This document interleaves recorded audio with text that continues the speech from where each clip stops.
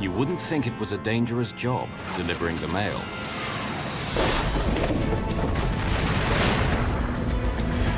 They have to try to land an airliner in a way no pilot has ever done before.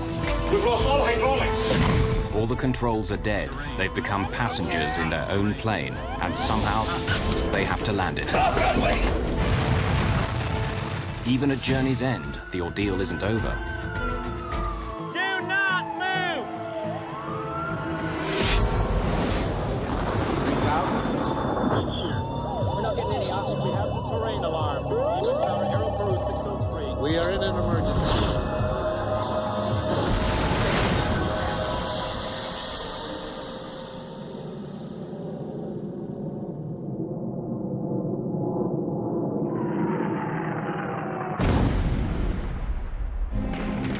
Baghdad, November 22nd, 2003. Officially, the war in Iraq has been over for months, but the country is violent and unstable. No one feels safe.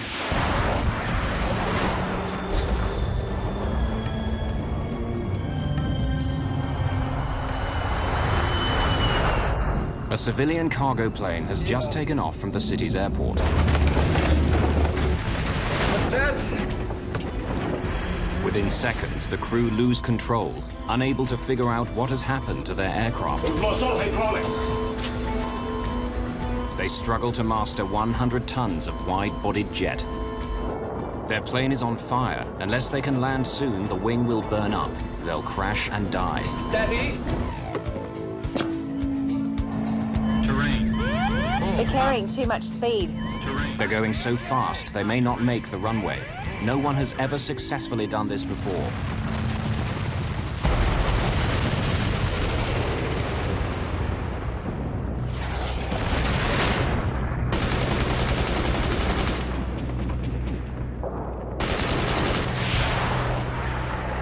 By November 2003, the American-led coalition has been in charge of Iraq for 6 months. The Iraqi army is defeated. Saddam Hussein, the deposed president, remains in hiding. Ominously, the main threat is now from secret armed groups. They're targeting civilians, both Iraqi and foreign, in order to make the country unstable, perhaps even provoke a civil war. They have plundered Iraqi army stores for every infantry weapon there is, even surface-to-air missiles. Baghdad is a very dangerous place.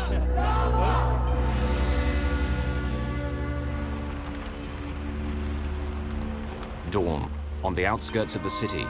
Claudine Vernier-Pallier from the French weekly magazine Paris Match, with her photographer Jérôme, is going to a secret meeting with Iraqi terrorists. She's after the story that everyone wants. Who are they? What do they want? The previous day, she had met the leader in a hotel room. He called himself Abu Abdallah, but no one knew his real name. Evidently, this man was very, very determined to stop at nothing, to show the Americans that he wanted no more of them, at least not their military tactics.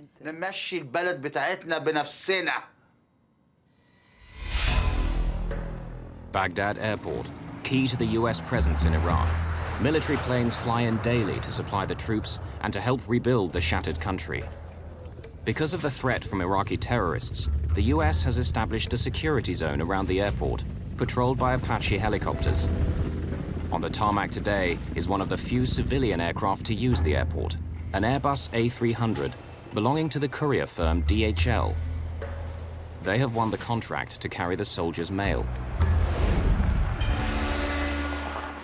They led us down little roads for a long time to be sure we would lose our bearings. At the hotel meeting, Claudine and her photographer had arranged to meet the rebels at dawn the next morning to take pictures of the fighters with their weapons. We arrived in a field where we met other vehicles, among them a pickup truck. The men got out of the cars. And just off the road, hidden under some branches, the men recovered some weapons and some missiles. They loaded their weapons in their vehicles, and Jérôme took the pictures we wanted.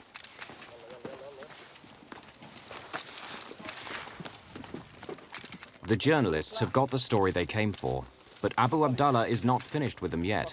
He tells them to follow. They don't know where.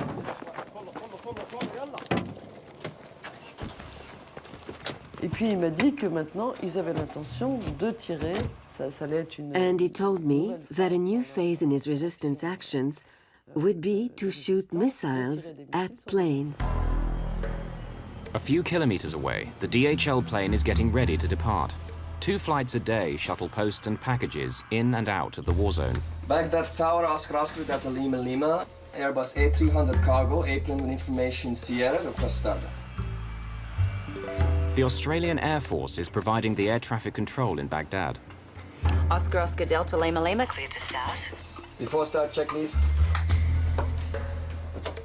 Start 2. Captain Eric Janot is Belgian, 38 years old and single.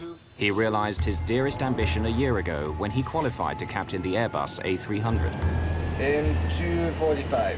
Valve closed, EGT 610. Flight engineer Mario Rafael lives in Scotland with his wife and children. At 54, he's the oldest and most experienced member of the crew, a veteran of many danger zones. Start 1. Valve open. The 29-year-old co-pilot, Steve Michielsen, is also Belgian. He's been married just 3 months. Cargo airlines are great places for young pilots to get the hours and experience they need to pilot commercial aircraft. 016 Kruger. DHL has been flying into Baghdad for 6 months. There's no danger money for crew. The airport is an oasis of calm in the middle of a chaotic war zone. Nevertheless, they're aware of what's going on around them. When we were crossing already the border from Kuwait to Iraq, the ambience in the cockpit already changed. You have a kind of stress, at least for me. The journalists have been taken to another location by the terrorists. By now, they're beginning to get uneasy. They'd like to leave, but they have no idea where they are, and they feel that a dangerous situation will develop if they attempt to go. So, what's going on here? ماذا يحدث هنا؟ عندنا النهارده عندنا مشكور ركي هتشوفي. We're going to do special operations today. هتشوفي. You'll see. I'll show you. يا راجل فينك يا راجل؟ بص يا ستي. دي حبيبتنا هنا دي اسمها السام السبعة. This is SAM 7. We have them from the old Iraqi army. We have approximately 28. We got them from 2 different Iraqi army depots. We have already fired about 25, and we only have 3 left. They are heat-seeking missiles, equipped with homing devices which detect infrared emissions from a plane's engines. This SAM 14, better than SAM 7. We don't have so many. I think we should use this one today. It was very good before. Before? في الماضي, لا يعني قبل كده النهارده. we shot down a plane in Nasiriyah, and my fighters recorded 177 dead. And we shot down another plane with Americans on, and we killed 70 men. But no one had ever heard about this. I didn't believe a word of it. From all over Baghdad, you could have seen it. So I thought the guy was making it up. Bluffait. So, what are you going to do with this one today? فكرك ايه اذا احنا نضرب طياره ثانيه. What do you think? We're going to shoot down a plane. هنوري لك يا مدام هنوري لك. I'll show you. The journalists are getting worried. What if he's not bluffing after all? This is not the story they came for.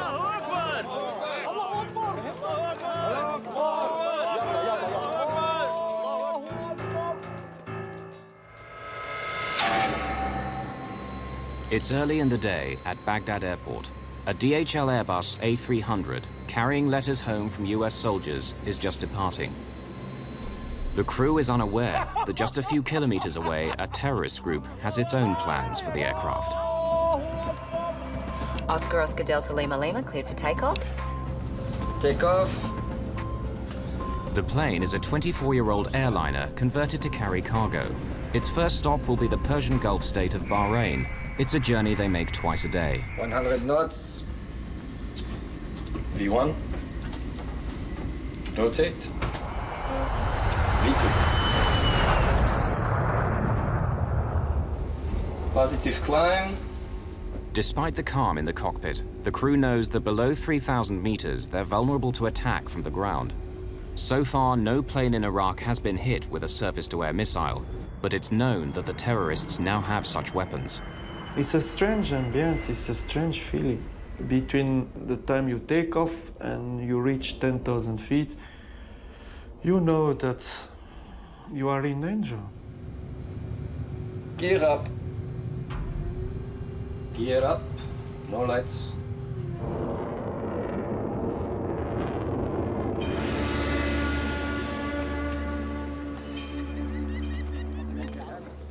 Meanwhile, the terrorist leader, Abu Abdallah, appears to have chosen his spot.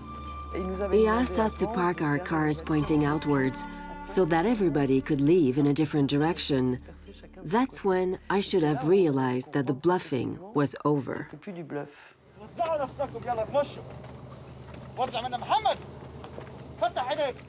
The journalists are now very alarmed. They cannot leave. They're trapped.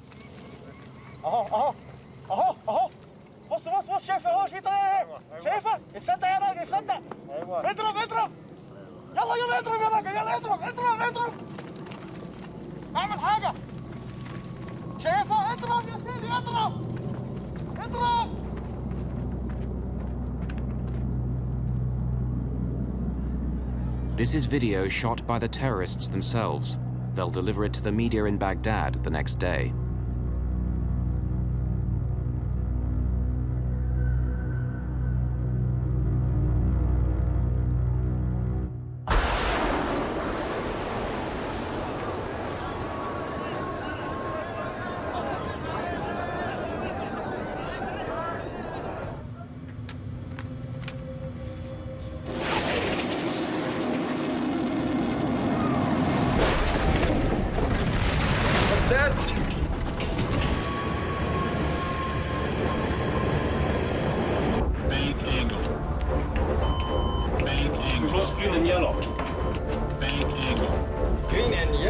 We had 3 hydraulic systems. They are identified by color, which one is the green and yellow and blue. Big jets depend on hydraulic power. Hydraulic fluid runs inside pipes throughout the aircraft. When the pilots move the control column, pistons push the fluid in the pipes to climb, descend, or turn the plane. With no hydraulics, pilots have no way to control their flight. The missile has exploded in the wing, where the pipes filled with hydraulic fluid are now draining. It's like driving a car at speed and suddenly losing the steering wheel. What do we do? What do we do? What we do? What could I answer? What could I answer to him? It was a very, very difficult question he asked me. My initial reaction was, ooh, we have to do something, and I asked to the captain, like, what shall we do, or any ideas or something, and he said, well, his initial reaction was, we have to go back. A big jet can survive with one of the 3 hydraulic systems knocked out, maybe even 2, but all 3? None of the controls will work, period. Bank angle. Blue is good. I think we hit something. Bank angle. Bank angle. Blue is gone. Bank angle. Bank angle. We've lost all hydraulics. All 3 hydraulic systems gone. There's nothing left. The life of the aircraft is now measured in minutes. That was the end of everything, procedures, what you've been trained all these years. And so all you needed then is to keep calm, common sense, and of course, here where your experience comes, to see whatever is left there. But we had nothing to come back to, or read, or do, or follow.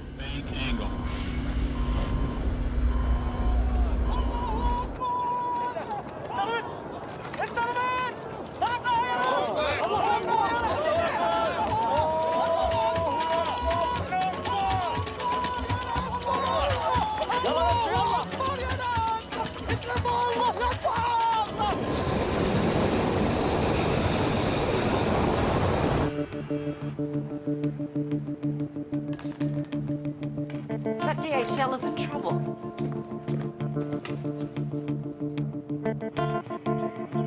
He's on fire and he's turning back. Scramble the fire engines, have medevac on standby. The control columns have become useless. Without the crucial hydraulic system, there's no way of moving the controls. When you have this kind of emergency, the 3 needle showing 0, and the flight engineer saying you all hydraulic gone, you are terrified as well. It was fear. We had no control of the aircraft, of course, initially. The aircraft continued to climb at that time until about 12,000 feet. The plane has started to behave strangely. It climbs to nearly 3,800 meters, then suddenly starts to dive of its own accord. Sink rate. Then it climbs again. Sink rate. Sink rate. It will not fly. Sink rate. Back. Sink rate. This cycle repeats itself over and over again, like a mad roller coaster ride.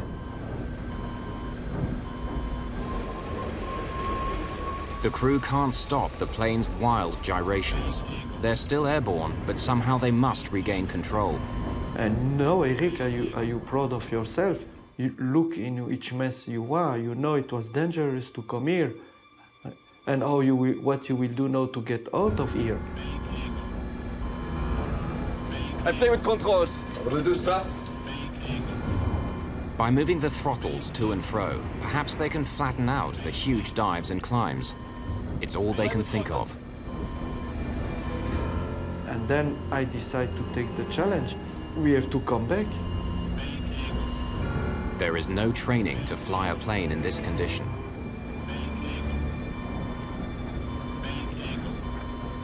So from that time on, all the books and the procedures and this, they're out of the window.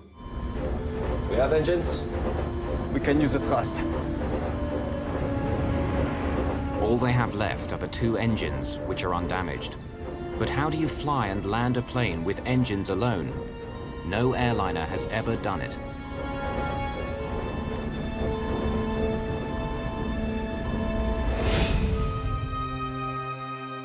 Certainly not this one. In August 1985, a Japan Airlines Boeing 747 had suffered a catastrophe minutes after leaving Tokyo.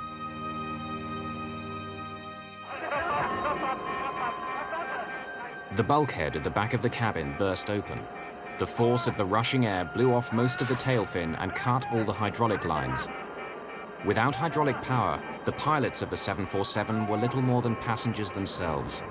A jet with 524 people on board, flying over the mountains of central Japan, was virtually helpless, swaying in the sky like a drunken bird. It really could be considered a miracle that the pilots were able to keep the airplane flying for 30 minutes or more after having lost all the hydraulics in their flight controls. But it kept circling and eventually worked its way into the mountains, and it became impossible for them to land. There was no real alternative for them at all, except to fly as long as they could and hope for some miracle, which never occurred.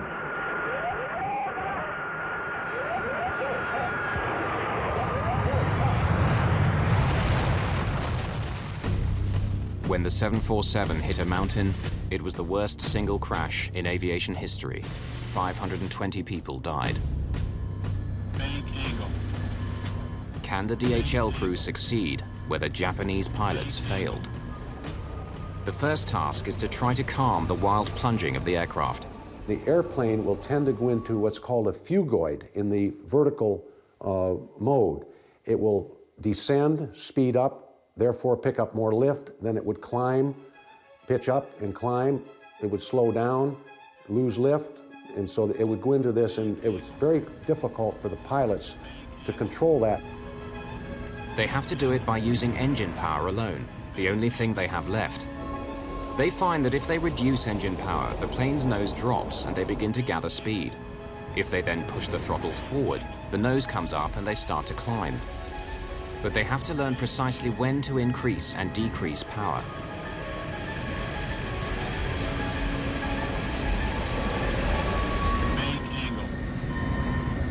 Main angle. And there's another complication. The damage to the left wing is creating drag on that side and pulling them round the left in a wide circle. One of the most difficult things to master, to keep the pitch attitude in a normal way, was already difficult enough. And now on top of this, we had to use asymmetrical thrust because the airplane was banking to the left all the time. There was a part of the left wing which was gone. Bank, bank!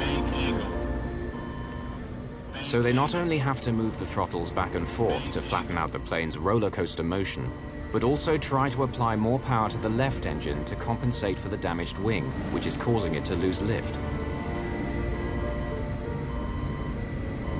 After several minutes of violent pitching up and down, the crew managed to flatten out the flight path. Even after we've learned how to fly it using the throttles, we still went through, I would say 3 to 4 times, we went through almost uncontrollable condition, you know, couldn't control the aeroplane. Like very steep dives and banks. By now, the crew realize that they've been hit by a missile somewhere on the left wing. Their Airbus has become the first civilian aircraft casualty of the war. I knew we were on fire, that I knew it. So my intention was to come back and land the aircraft. And also, we were afraid, I was afraid to be shot a second time.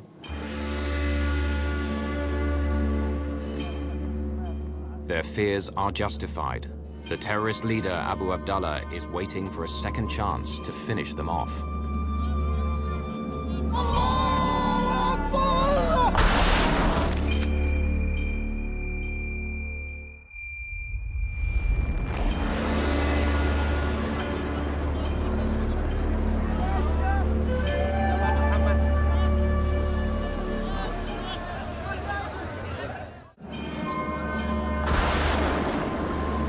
Iraqi terrorists have fired a missile at a civilian plane near Baghdad airport.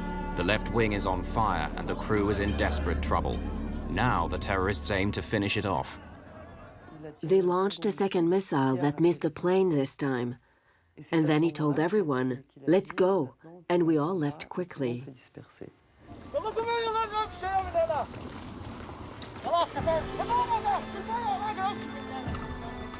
Madame Vernier-Pallier later came under a storm of criticism for not doing more to stop the attack, or at least leave the scene.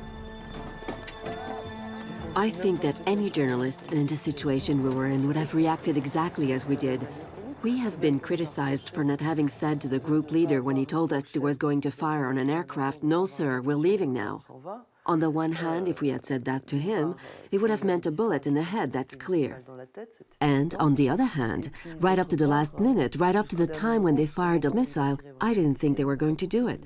I thought they were still bluffing.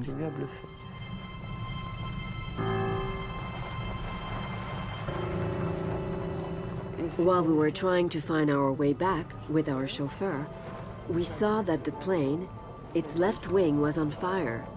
It was now turning like this.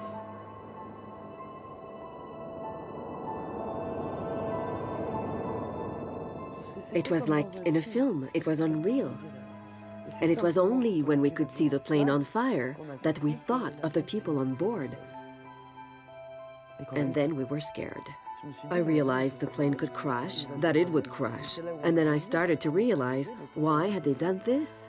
It so happens we were there, we were filming, we were journalists, and we were French.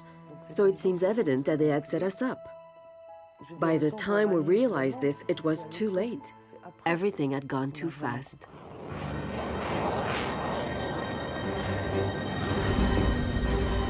The crew knows nothing of the second missile. Charlie 2-1. Hey, Gramps, did you guys say there's an aircraft on fire? This remarkable video, seen here exclusively for the first time, was shot with the infrared heat-sensitive camera of a US Apache attack helicopter. Apaches routinely patrol the area around the airport, watching out for terrorists. Take time at 5-4, Town. Roger, 5-4 is observing the aircraft inbound under our sighting system. He's got, appears to be a fire on his far left engine. The intense heat of the fire on the Airbus shows up as a blur on the helicopter's heat-sensitive camera. That's Lima Lima, Town. Because we have a bit of problems controlling the aircraft.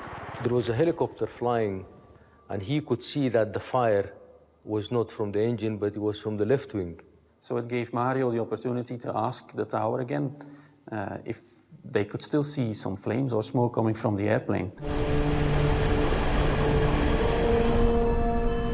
Could you confirm if there's smoke coming from the aircraft or fire or anything like that? Tower Dragon Timber 5-4. You can still see smoke and flame coming from the left tip of the left wing. Okay, left wing tip, fire and smoke, huh? That's affirmative. Thank you. We were on a heading towards the airport. We could see the airport. Lower the gear. Can I take control? No, I have control. I have control. Lower the gear. With no hydraulic power, Mario has to crank open the landing gear doors and let the wheels drop down by gravity alone.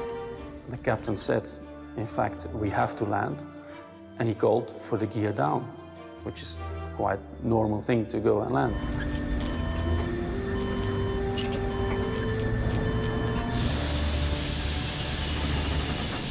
But it has an unintended effect. Lowering the landing gear has altered the entire balance of the aircraft just when they thought they'd figured out how to control it. It causes the nose to point high in the air and the speed to fall. No, the speed! It could easily stall and then crash. I didn't expect that at all, and I saw the aircraft are taking a pitch up, and then the speed decreasing, and I was retarding the throttle and say no. The nose has gone up, their speed is falling, they're about to stall. They have no choice but to pull back the throttles to bring the nose back down again.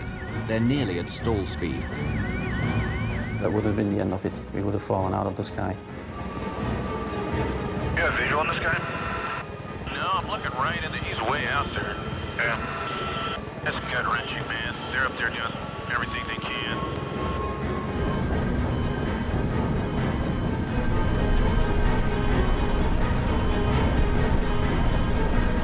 I was afraid that maybe one wing we stole, and this time it's finished. I think I'd rather try to crash on a runway than crash into the desert. Yeah, trying to land on a runway where you can just belly up in the desert and the sand would probably put out any fire.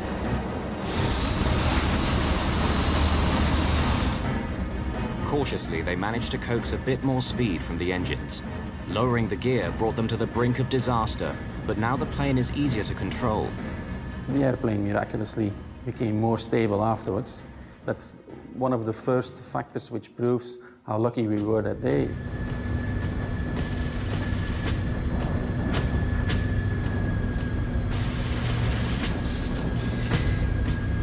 Let's land. Tower Delta Lima Lima. Oscar Delta Lima Lima, Baghdad Tower. Can you make approach now? Runway is clear for landing. The Apache helicopter has been joined by others who are powerless to do anything but provide information to the stricken DHL plane. It looks like you might be too high again. I'm still looking up at the flare. Come on, buddies. You could hear other aeroplanes talking at the same time. Oh, crap. And that on its own it was a bit difficult. Oscar Delta Lima Lima. Could you please clear 33 left for us as well, because I think we don't have flight controls as well. Oscar Delta Lima Lima, runway 33 left is available as well if you need to land there. Okay, keep both runways open for us. No more talking, bye.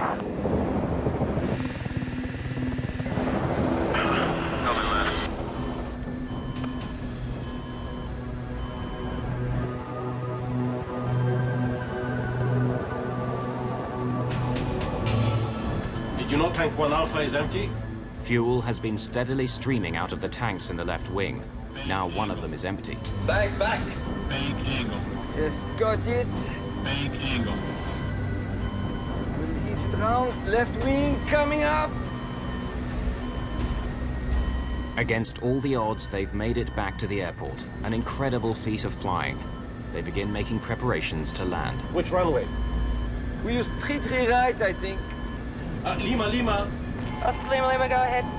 Could you please declare full emergency? Yes, we need the fire brigade because our landing gears might collapse as well. Oscar Lima Lima, all available assistance is available on the field. Everyone is on full alert. Okay, thank you very much, and no more calls. That guy's got it. He's pretty stressed. Rightfully so. But on the brink of success, it begins to unravel. At that time, I realized that we were a little bit too high to come in and land in the situation we were. That's what I thought as well. We're too high and too near. We must land. We are too close. We need a land final. I mean, Steve brought a very important point here, and I think it was really a saver. Steve is giving his captain news he doesn't want to hear. He can't land. They're too high and too close. If they attempt a steep descent, they'll bury it in the runway. Eric Janot will have to turn around, fly away from the airport for 37 kilometers, turn again, and come back on a long final approach, slowly descending.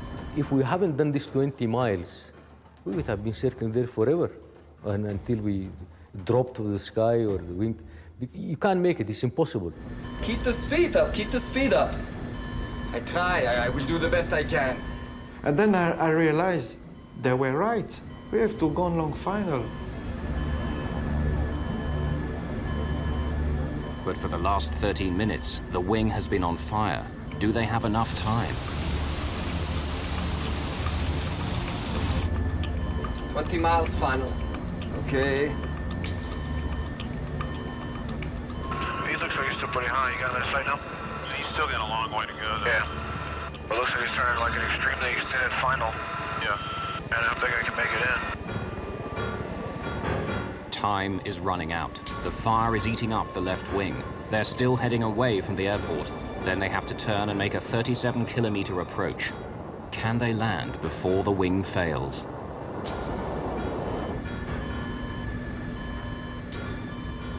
If, for argument's sake, we stayed another 15 minutes in the air with that fire still burning, and maybe that tip of the wing would have broken off, and again, the results would have been disastrous. Two main structural spars give the wing its strength. The missile has made a 5-meter-long crack in the rear spar. Too much stress, and it will snap like a twig. There's another danger. Fuel is streaming out of the punctured tanks in the left wing. If the tanks run dry, an engine will stop, and they'll crash. We were controlling the bank and the pitch of the aeroplane using the two engines. So if we had lost one engine, then we couldn't do anything with the other engine. So the end result would have been disastrous. Despite the fire, the crew's confidence is growing. Now they have some control over the plane, but the prospects for a safe landing are not good. This is the closest any commercial jet has got to a safe landing with no hydraulics. In 1989 in the United States, the crew of this United DC-10 lost all their controls after an engine blew up, and turbine blades shredded the hydraulic pipes. The pilots managed to regain some control, moving the throttles backwards and forwards like the DHL crew. There were 296 people on board.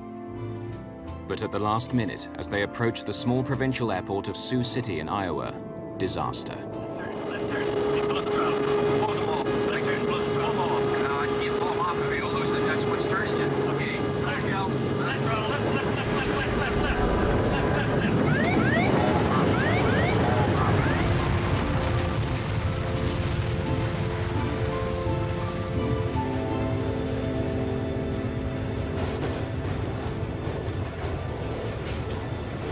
Of the 296 people on board, 111 died.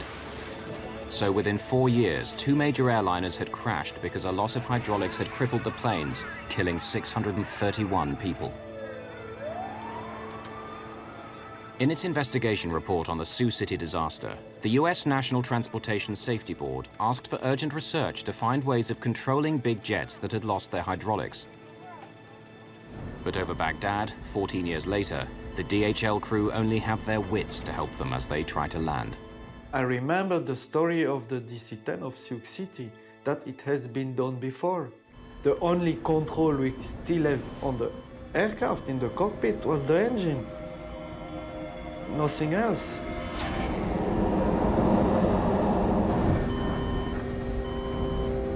The The crew are now 28 kilometers away from the airport, getting close to where they will turn in order to make their long final approach to the runway. 15.2.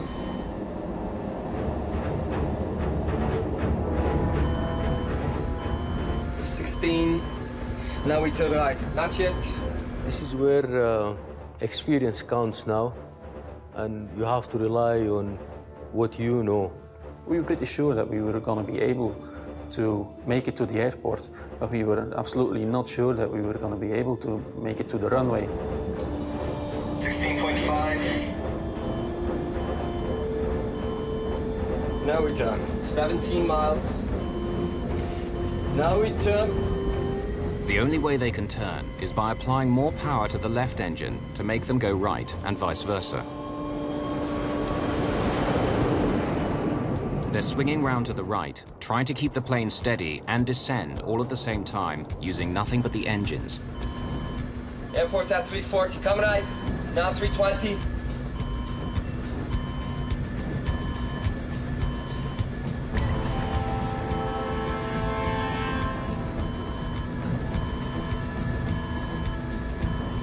Speed? 10 knots and stable, keep speed up. Yes, yes. 4,000 feet.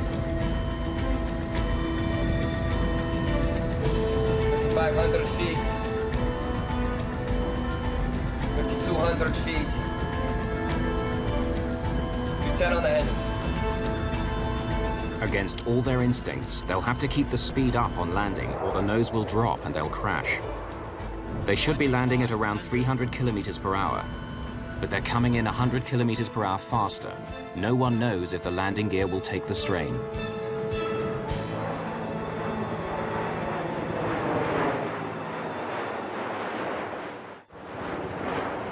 As they reach 120 meters, the hot air from the ground and strong wind blowing across their flight path upset all their plans. The wind coming from the left and the turbulence, we were drifting to the right. That's where the airport building was.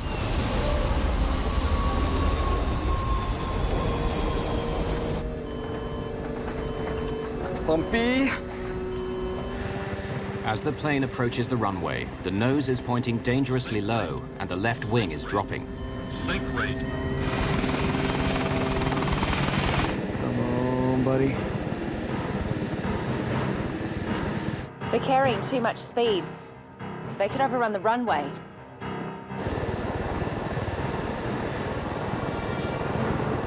Sink rate. Sink rate. Keep the speed up. We are going left. Yes, I increase. Sink rate. 50. If we go to Iceland landing, maybe off the runway.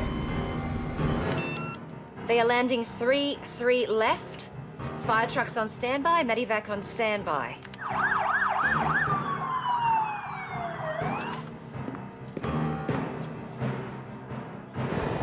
I don't think it's gonna be too wide now. Terrain. Steady. Terrain. 40. Steady. Terrain. You are approaching the end of your life.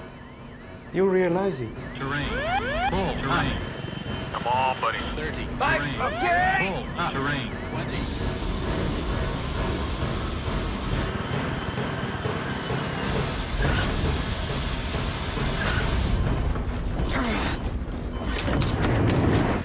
Oh.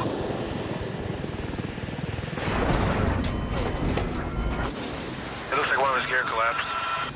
Yeah, it did. Off runway.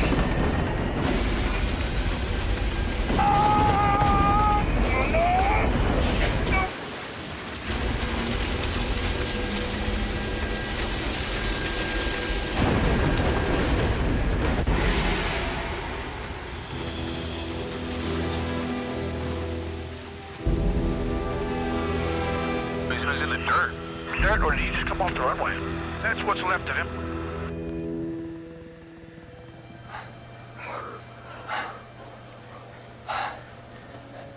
The DHL Airbus has managed to land through an incredible feat of flying. But their troubles are not over. Nice landing, well. Confirm, evacuate? Evacuate. Evacuation. Both. I handle.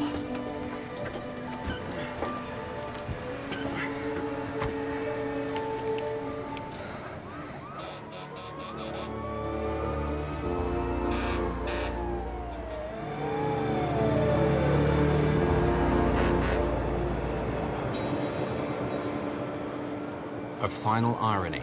After getting safely to the ground against all the odds, one more unforeseen danger. She might blow. Hey guys, don't move! That area has unexploded ordnance. Do not move! What's that? He's saying there might be bombs here. I don't believe this. We're coming to get you! The area is still littered with unexploded bombs and shells left over from the battle to capture the airport from Saddam's men. Now we get to you, we're gonna back up and you gotta follow in our tracks. Now we're gonna get you out of here, but you gotta walk right in my wheel tracks, okay?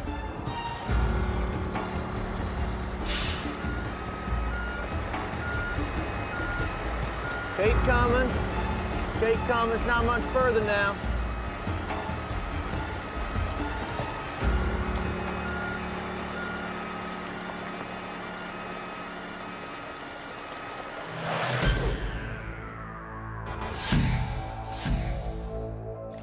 Now, for the first time, the crew can see the damage for themselves.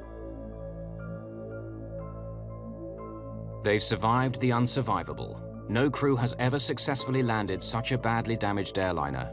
They had to learn and practice a whole new flying technique. But the remarkable thing is, had they known it, the technology had already been invented to save any pilot in this desperate situation.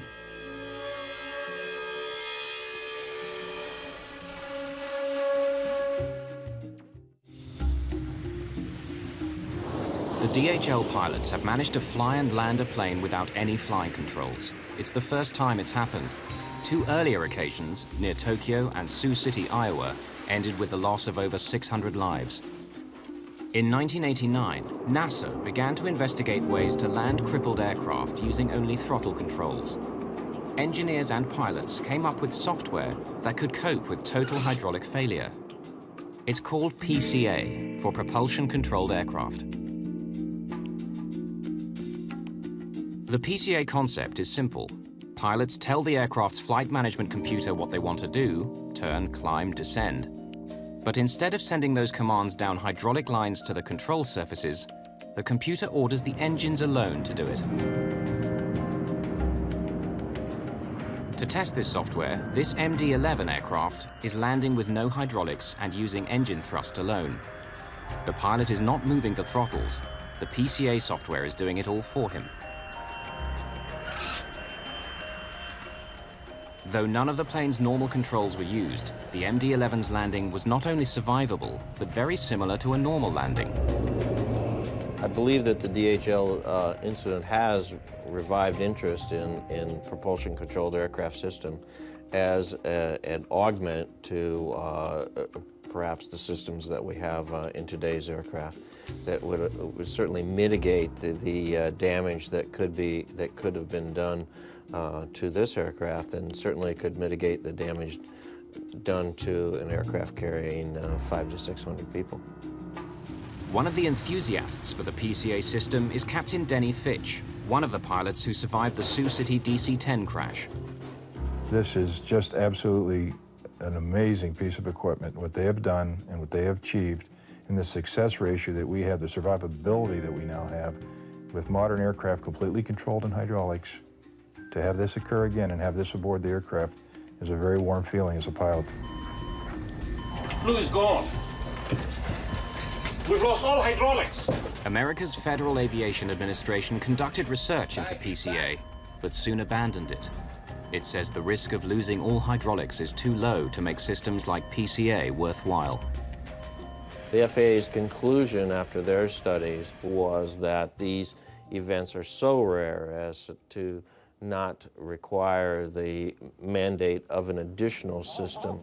And of course, they did not consider the event of, or the possibility of a surface-to-air weapons attack on the aircraft. The DHL is the first plane in Iraq to be hit by a surface-to-air missile. But in recent years, the threat of terrorist-controlled shoulder-launched anti-aircraft missiles has been growing. There had been roughly 30-odd incidents of commercial aircraft being attacked by manned portable surface-to-air missiles. leading up to the DHL one. What makes the risk of missile attack in Iraq so serious is that for months nobody was guarding the abandoned depots of the Iraqi army, leaving terrorists free to help themselves to millions of dollars worth of arms. I believe there are weapon caches everywhere in Iraq. In my opinion, they also have many missiles. There's widespread fear these terror weapons could soon be targeting passenger airliners all over the world. The US government's Department of Homeland Security is spending over $100 million on research to adapt military counter-missile technology for civilian airliners. It is inevitable today that commercial aircraft will have to be fitted at some time with laser and infrared jamming systems. The infrared jammer will confuse the seeker for the missile, whereas the laser jammer will direct a pulse into the seeker and burn out the seeker of the missile. Singapore Airlines, Qantas Airlines, they're all looking to install something into their aircraft. If you look at things like the Queen's flight in the UK, the President's aircraft in the USA, and the King of Jordan's fleet, they're all fitted. Terrorism is with us today and will always be with us for the rest of our lives. It's impossible to defeat terrorism, but what is possible is to control terrorism at a commercially acceptable level. If we don't do that, then there's no future for us.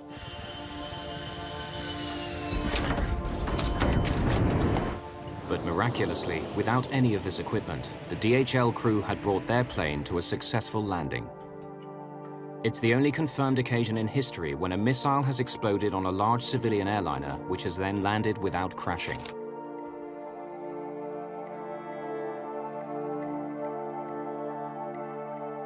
For Mario Rafael, it was a good note on which to retire. It was a good timing, actually, to say goodbye to aviation. As I said, I've been flying for 30 years. And clean record, even to the last minute. We were lucky, but also we worked. We fight to survive. I learned some things about life, maybe, but I don't think it makes me a better pilot. The 3 DHL crew have received some of the highest awards that the civilian aviation community has to offer in recognition of an unprecedented achievement. Teamwork was absolutely the key factor of bringing the airplane back to the ground with all 3 people alive. On December the 30th, 2003, 5 weeks after the missile struck the DHL airliner, US General Mark Kimmett gives his daily press briefing in Baghdad. Of note, on Saturday, Sarhid Sarhid, a former Directorate of Military Intelligence officer suspected of leading a large anti-coalition group in the region and suspected of the downing of the DHL jetliner, died at a coalition medical facility from wounds received in a targeted raid on his complex. The Americans believed they had killed the leader of the group that fired the missiles at the DHL. Claudine Vernier-Pallier is not so sure. So I thought he was dead. I tried to verify this later. He wasn't dead, and it wasn't him they got. And my photographer returned to Iraq and saw this person again. He was still alive. Et qui était donc toujours vivant.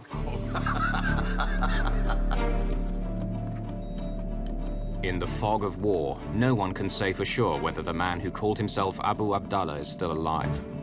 But what is certain is that the threat of further missile attacks on planes, both military and civilian, is still there.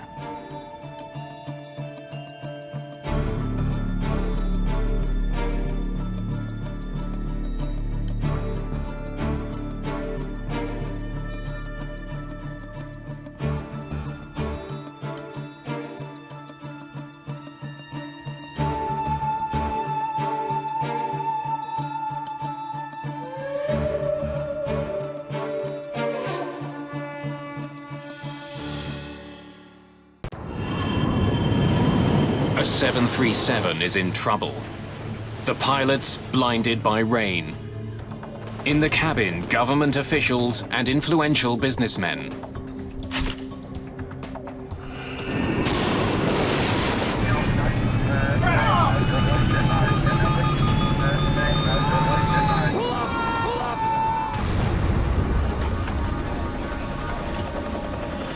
The crash of IFO-21 shocks the world.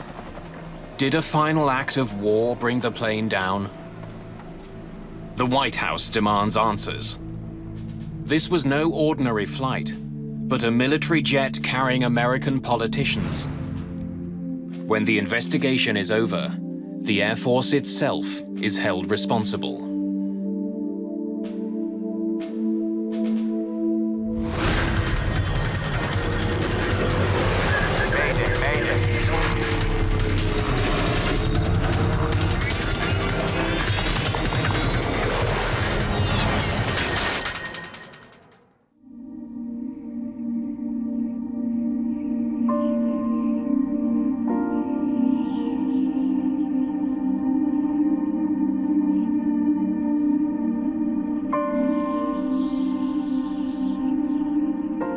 Wednesday, April the 3rd, 1996. A raw spring day near the city of Dubrovnik, Croatia. Rain pelts the runway at the city's airport.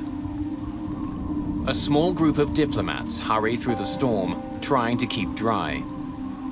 They're part of a delegation that's just touched down. Among them, the Croatian Prime Minister and the American ambassador to the region, Peter Galbraith.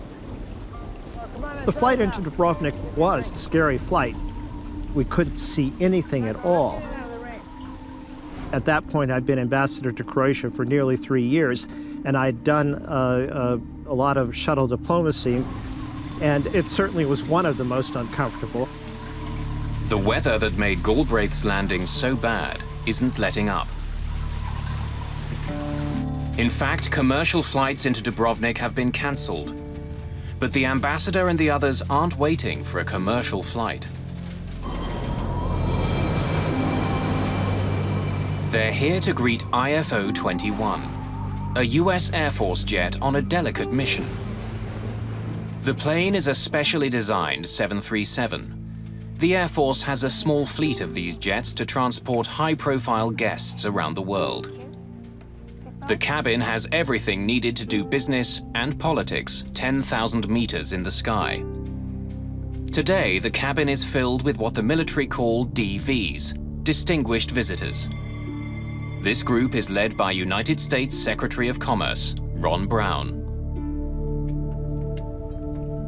Ron Brown was a very smooth, capable individual.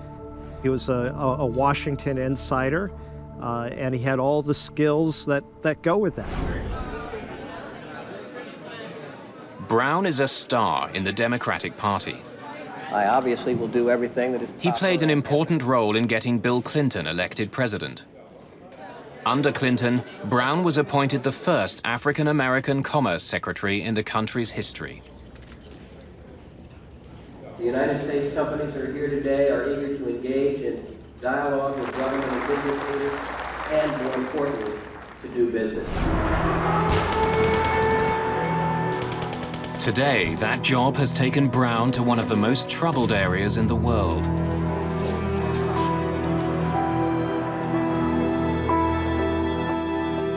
For 4 years, civil war ripped Bosnia and Croatia apart.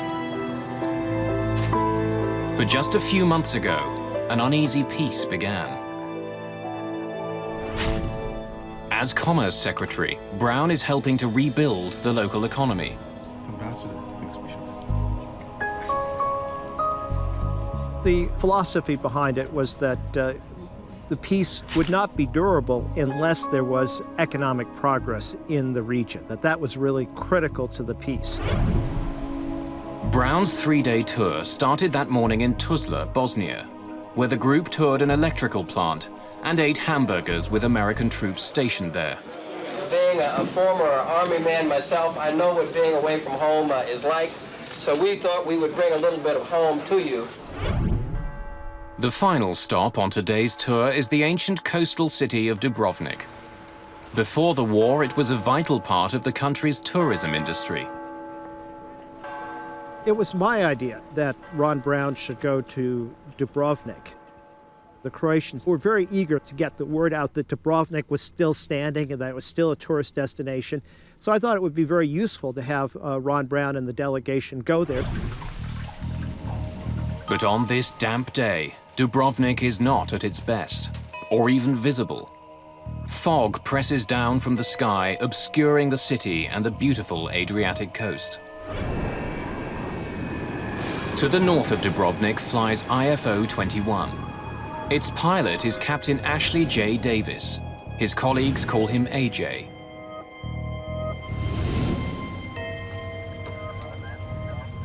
Departure, IFO-21. IFO-21. From the cockpit, Davis can see some clouds ahead that he wants to avoid. Come left here, just a couple of miles for a build-up. IFO-21, this is approved as requested. Climb and maintain flight level 160. Up to 160 now. IFO-21. It's 2 o'clock in the afternoon. AJ Davis and his crew have been on the go since dawn. While the cabin of this plane is built for comfort, the cockpit is virtually identical to a standard-issue 737. AJ Davis grew up in Baton Rouge, Louisiana, and dreamed of being a pilot. He made it and has been on the front line of American military efforts.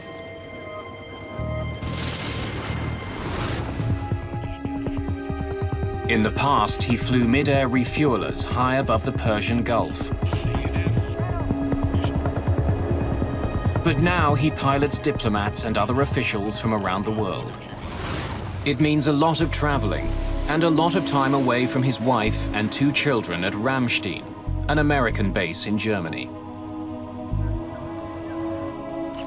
According to the Air Force ranks, Shelley Kelly is a technical sergeant.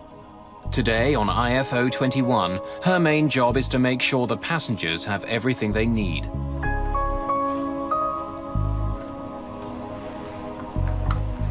Mr. Secretary, something to eat. No, thank you. I was wondering how our time's looking. The diplomats are expecting to arrive in Dubrovnik by mid-afternoon, but they've been running late all day. I can check to find out for sure if you'd like. Yeah, thank you. Early would be good. As the plane nears Dubrovnik, AJ Davis calls the United States Air Force Weather Service for an update. Metro, IFO-21, how copy? Over.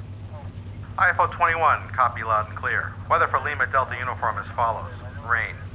Sky conditions 500, broken. That would be ceiling. How well do you copy? Metro, IFO-21, copies. Yeah, we've been in it all day. Are you expecting any changes in the weather? Pretty much continued rain, over. Copy. Rain. Thanks for your help.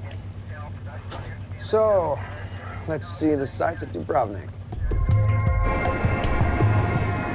Only 4 months after a peace treaty was signed, the skies over this part of the world aren't guaranteed to be friendly.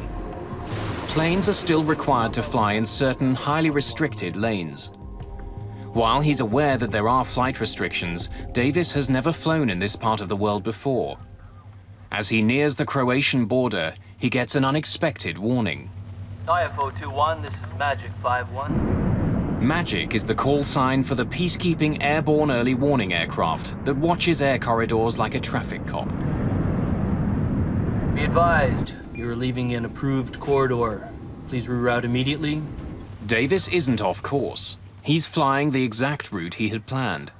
But without knowing it, Davis and his plane are flying out of approved airspace. They're flying into potentially dangerous territory. You're leaving an approved corridor. Reroute. Roger, Magic. Our error. Rerouting now to proper corridor. Over. The second time today. The approved corridors do change, and Davis and his crew should have been informed. To stay on an approved course, Davis will have to swing out to the west. It's an embarrassing situation that's going to cost them time. Shelley, AJ, we've been directed to reroute. We'll be arriving about 15 minutes late at Dubrovnik. Apologies to all back there.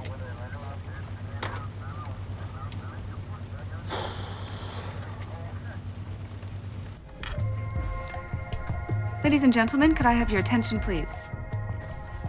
Unfortunately, there will be a slight delay on our arrival into Dubrovnik.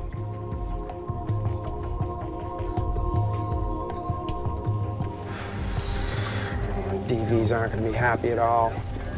The weather ahead will probably slow us down even more. Outside his plane, the heavy rain continues to crash down. Flying toward an unfamiliar airport with a cabin full of businessmen and diplomats, Davis has a difficult task ahead.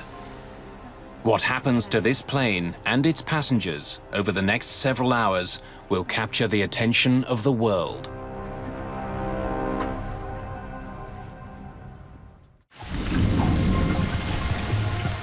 A heavy rain soaks a small airport in Dubrovnik, Croatia.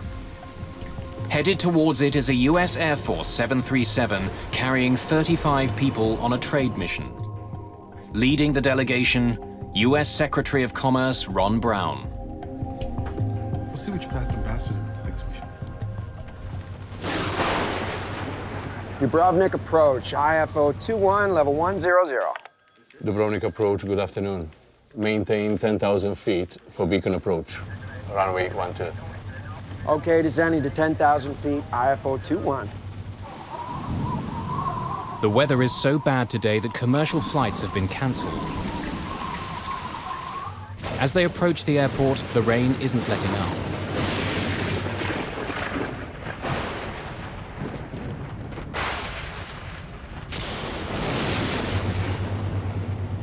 But the crew is dealing with more than just bad weather. The recent civil war has taken a heavy toll on Dubrovnik's airport. It had been closed for several years and is waiting for a new landing system. The airport was totally trashed by the Serbs who had taken over the airport during the '91 war. They really went out of their way for the destruction. They destroyed the instrument landing system. The new one was on order.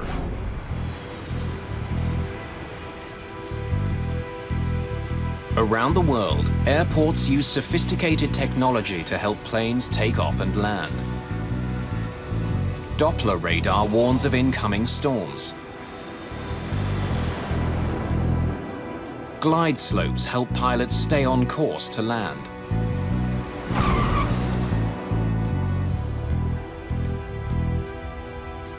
The devastated Dubrovnik airport has none of that. It doesn't even have radar to see the planes that are coming in for landing. Instead, the airport is using so-called non-directional beacons to guide planes towards the runway. In the aviation world, it's ancient technology. There are many non-directional beacons used in the United States and throughout the world, but they're an older navigational aid, and in fact, they were on the way out. The system in Dubrovnik has 2 beacons on the ground, which send out signals to the plane. When the crew receives the signals, they consult their charts and follow the course that will take them to the airport. The crew of IFO 21 is still waiting to hear the first signal when they get a call from the ground. 9A CRO to IFO 21. IFO 21, I read you, 9A CRO, over. Another plane, this one carrying Ambassador Galbraith, had touched down earlier in Dubrovnik. The pilot of that plane is an experienced flyer who's very familiar with the area. He wants to let the crew know what to expect. IFO 21, we landed about an hour ago. The weather was at minimum. Adjusting the wording to split if you have to execute the missed approach. Over. Roger, 9A CRO, we read you. Out. Diverting wouldn't be welcome news for the members of the trade delegation.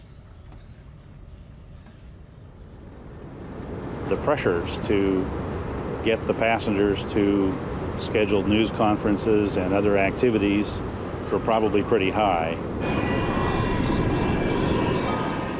As Davis closes in on the airport, the Dubrovnik Tower calls again. IFO 21. Report level. IFO 21, 5,000. IFO 21, Roger. Descend to 4,000. Report Kilo Lima Papa. Down to 4,000, IFO 21.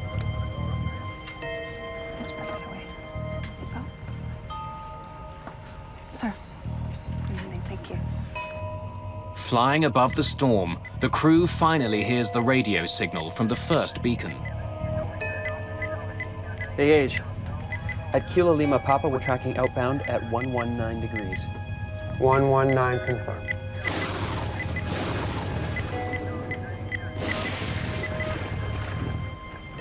Mr. Secretary, we're landing. We'll take this up later, Adam. It's not very broken up down there. I can't see through it. Tim? The clouds are thick. The crew can't see the ground. They have to trust their instruments as they descend through the storm. IFO 21. Sir, we are inside the locator, inbound. IFO 21, Roger. Cleared for beacon approach. Runway is wet. IFO 21.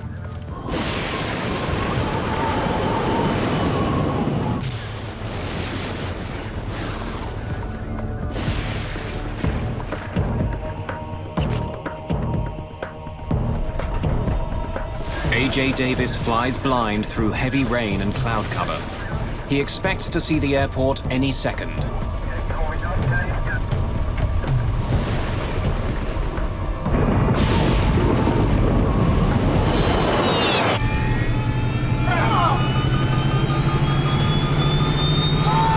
Pull up! Pull up!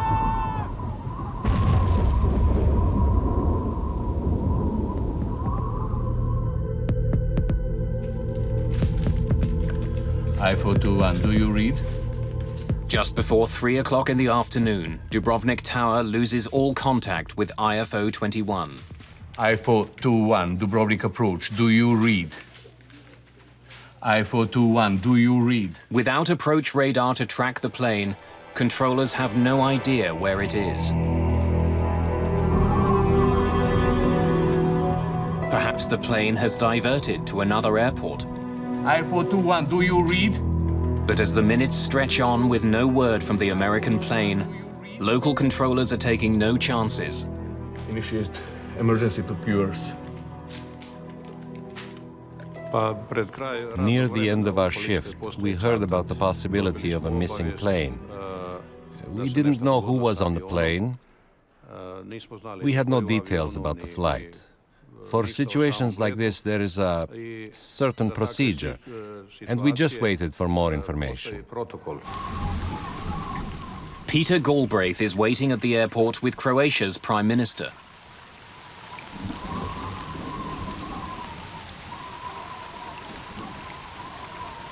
It was clear from my own flight in that this was a very marginal landing.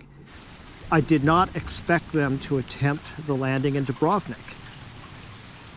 The Croatian Prime Minister came up to me and pulled me aside and he said, "We've lost radio contact with Ron Brown's plane." I got the State Department Operations Center on the phone and he's asked to activate the U.S. military to start search and rescue activities. Word goes out to the chain of air traffic control centers. Američke borbene snage. Jeste li imali nekakav kontakt sa tim zrakoplovom? But no one has had any contact with IFO 21. The search and rescue effort focuses on the approach to the airport. Perhaps the plane had ditched into the Adriatic. At the time, I was about 100 miles away. I was in Brindisi, Italy. We launched 2 of our MH-53 helicopters with Special Tactics Air Force personnel on board, headed to Dubrovnik. For hours, there is no sign of the missing aircraft. The weather conditions are getting worse. Fog was in, thunderstorms in the area, low visibility. I-421 Dubrovnik approach, do you read? IFO 21 has a CPI, or crash position indicator, on board. I-421, do you read? If the plane went down, the CPI should be sending out an ultra-high frequency signal. I-421. But the Dubrovnik airport, as well as lacking radar, does not have the equipment to pick up the signal. I-421 Dubrovnik approach, do you read? I-421, do you read? I-421, do you read? As the hours pass, poor visibility frustrates the searchers. They arrived off the coast, and they were over water looking for the crash.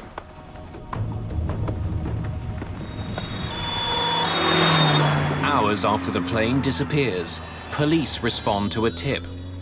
A local villager has seen something on the hill above his house. It's a long way from the coast where the search is concentrated.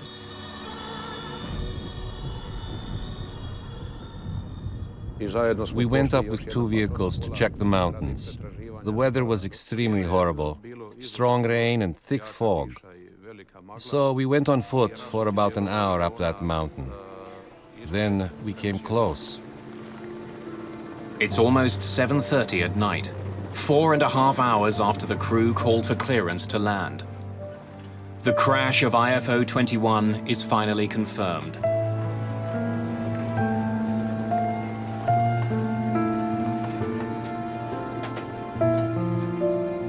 The news races from Dubrovnik to America. The crash site has been reached by Croatian police, and I've just received word that there's also a Croatian doctor on the scene. The tail section is the only substantial piece of IFO 21 that's left. Debris and bodies are scattered across the mountain.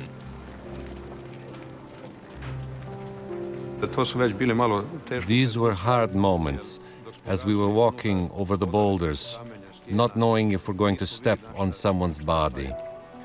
These are the moments that you can't forget. Then, almost miraculously, police make a heartening discovery. Inside the tail section, they find a survivor. It's Technical Sergeant Shelley Kelly. As we arrived at the tail section, one policeman went inside and found the body of a stewardess, and he tried to help. That was our hope. We wanted to help. We wanted to save every life, and hers was our chance. We were counting on it.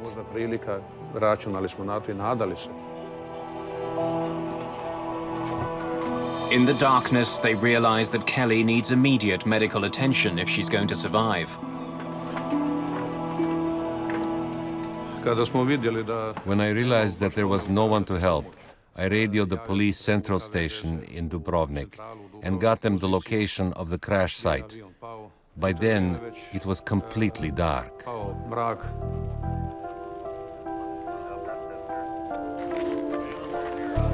St. John's Hill is alive with close to 100 Croatian policemen and military. American forces are also rushing to the scene. Enormous rocks and treacherous conditions make the wreck site difficult to reach. But there are also remnants of the recent war. Mike Canavan is in charge of the US crash recovery operation. I met a Croatian major. He told me that he was going to be the guide that would take us up to the top of the mountain. And at that time, he happened to mention that there were several minefields between where we were and the crash site. It takes almost 2 hours for Canavan to finally make it up the rocky hill. We had been walking for some time, and it was very dark. And all of a sudden, I saw something that was darker, and I didn't know what it was. And I reached out, and it was an aircraft engine. On top of the hill, the weather is making it impossible for helicopters to land. Emergency workers can't wait for the weather to clear. They have to get Technical Sergeant Kelly off the mountain immediately. She has a broken spine and other severe injuries. But if she can be kept alive, rescuers hope she can shed some light on what went wrong.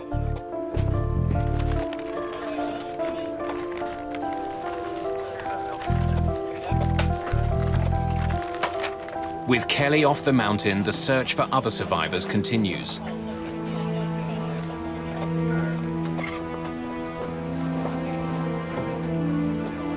Finally, in the darkness, rescue workers find the body of Ron Brown, the U.S. Commerce Secretary. In fact, as rescuers continue to comb the hillside, all they find are bodies. A.J. Davis and the rest of the crew were probably killed instantly. All the other members of the trade delegation are also killed.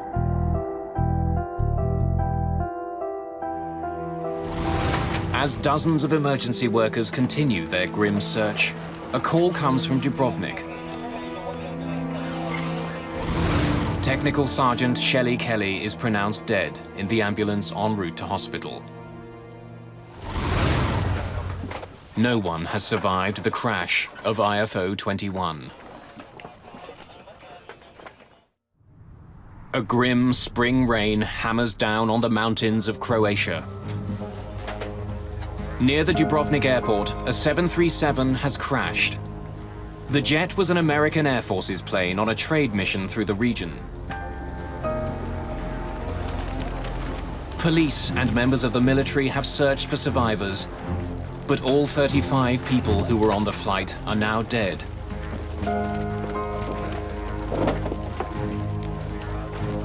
Including the American Secretary of Commerce, Ron Brown. In the darkness, the rescuers begin a very different job. Mike Canavan is with the U.S. Special Forces. Once we realized there were no survivors, the mission changes. It goes from there's no one to rescue. Now you have to recover remains.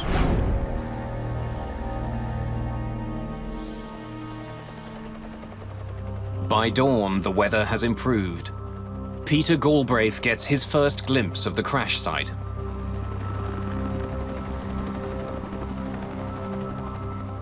We walked up the mountain. The weather was somewhat better. And near the top, there was the fuselage of the plane, rear part of it, and debris all over the place. And then on the other side of the ridge were the bodies. There's nothing in the world that compares to a plane crash. One thing that my folks did on the mountain and then down in Dubrovnik is they did this with dignity and respect. And I thought it was done exceptionally well.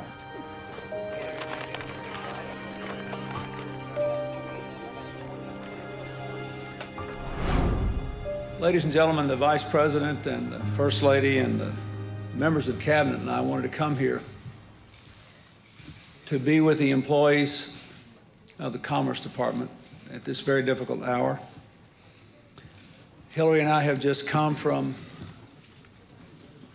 Ron Brown's home, visiting with Alma and Michael and their family and friends who are there. As the truth sets in, the hard questions begin. How had a specially redesigned U.S. Air Force 737 crashed on a hillside in Croatia? Was it simply bad weather? Or in a war-ravaged part of the world, was there another cause?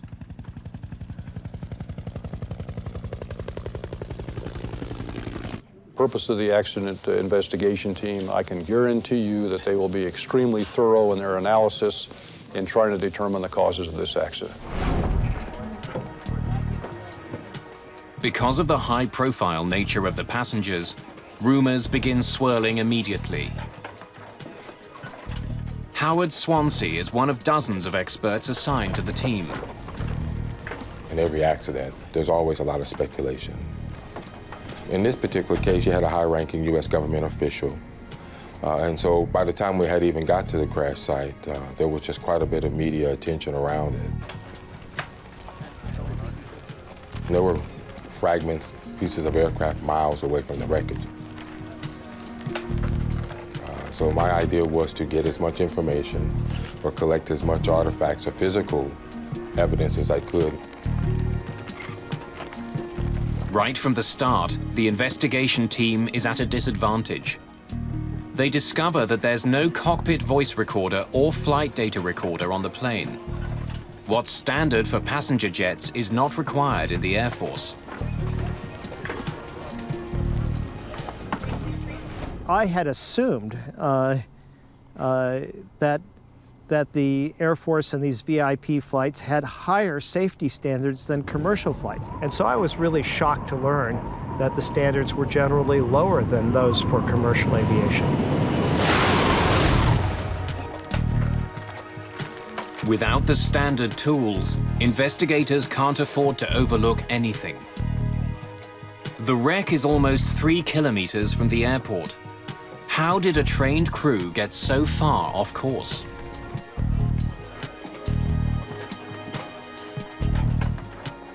As Swansea examines the wreckage, Nelson Spornheimer is brought in to look at other evidence. An expert in aerial navigation, he plots the plane's doomed final minutes. To trace the last moments of the flight, he turns to the sky and the US Air Force radar plane, which had been patrolling the region. IFO-21, this is Magic 5-1. Be advised, you're leaving an approved corridor. Please reroute immediately. Rerouting now to proper corridor. Over. Apart from heading out of approved airspace, Spornheimer finds nothing unusual about the plane's flight until the end. The radar track that I was given was from an AWACS aircraft and showed that the en route portions of the flight from about 100 miles prior to the airport were entirely nominal. The last segment of the flight, however, beginning 20 kilometers from the airport, is different. On their final approach, the plane begins to head off course. They start flying in a straight line, which heads right into the mountains. My initial look at the flight track of the aircraft showed a 7-degree bearing error in the final segment of the approach. A small error when traveling at hundreds of kilometers an hour could quickly lead to an enormous problem. But why would the plane get off course at the end of the trip if the rest of the flight showed no major navigational problems? Even in bad weather, how had the crew become so lost? Spornheimer examines the outdated navigational equipment at the airport. Badly damaged during the recent war, perhaps it had malfunctioned. 2 separate navigational beacons are used for landing in Dubrovnik. One guides planes to the runway, the other lets them know if they've gone too far. The first is located on nearby Kolosep Island. It transmits a specific Morse code signal to make it easily identifiable. When they hear it, all Davis and his crew need to do is fly a heading specified on their landing charts. If they do, they should eventually arrive at the airport. The second beacon is located at the airport itself. It's a fail-safe device. If the crew hears the beacon before they see the airport, they have to declare a missed approach and circle around to try landing again. In fact, the plane that brought Peter Galbraith to Dubrovnik just minutes before IFO-21 only landed on its second attempt. IFO-21, I read you, 9ACRO, over. Adjusting the wording to split if you have to execute the missed approach. Over. Roger, 9ACRO, we read you. Out. But after studying the equipment, Spornheimer doesn't believe it played a role in the crash. Both the non-directional beacons were found to be operating normally by flight tests within a few days after the accident. There are bizarre rumors of an even more sinister theory. Perhaps Davis was following a decoy beacon put in the mountains on purpose. In a troubled region, was this an attack on the trade mission?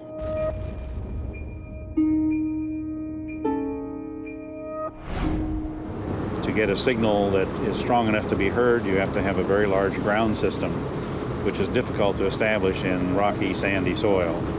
So it would be very expensive and very time-consuming to set up an NDB in the mountains. Such an elaborate scheme would be nearly impossible to pull off. No evidence is ever found of a decoy beacon. The investigation continues.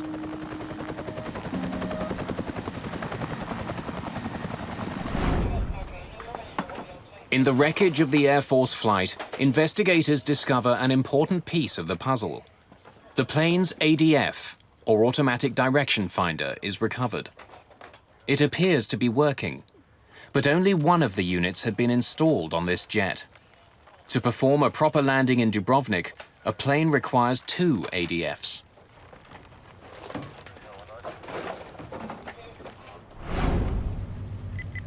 The device listens to the signals put out by the land-based beacons, but it can only listen to one at a time. We're still not past it. I'm tuning back to KLP. Flying with 1 ADF, the crew can listen to either the beacon which is telling them how to get to the airport, or the beacon which is telling them they've gone too far. They can't do both at the same time. That would have required 2 ADF receivers in the aircraft, which the accident aircraft had only 1. And only having 1 ADF restricted their ability to follow the approach accurately. I got CV. We're still not past it. I'm tuning back to KLP. By quickly tuning back and forth between the 2 beacons, the crew can use 1 ADF to listen to 2 signals. But it would have added stress to an already difficult landing. And it's another surprise. The Air Force jet wasn't adequately equipped to land at this airport. You're talking in a very short time span of making the approach. It's going to become rather difficult in trying to dial both to keep listening to the code if you're also trying to search for your course and headings. As he continues to study the path that IFO 21 took, Nelson Spornheimer focuses on an S-shaped curve in the plane's flight. It's the sort of path a plane would take when looking for a signal from a non-directional beacon. But just when the crew should be looking for the beacon signal, the S-turns disappear. At about 2 or 3 miles inside the final approach fix, for the next 7 or 8, 9 miles, the flight track is perfectly straight. Instead of trusting the navigational system that was in place, even though it was primitive, the crew suddenly seems to give up. And Spornheimer thinks he knows why. Fighting heavy rain and hampered by a single direction finder, Spornheimer believes the crew resorted to another, even older piece of technology to find the runway, something called INS, or Inertial Navigation System. An INS system uses gyroscopes to maintain an awareness of how much the airplane turns and banks. After entering a specific geographical position at the beginning of a flight, an inertial navigation system tracks all the turns a plane makes. It's a self-contained system on the aircraft. But there is a potentially enormous problem. If the gyroscopes don't perfectly calculate every single maneuver of the plane, a pilot can be off course.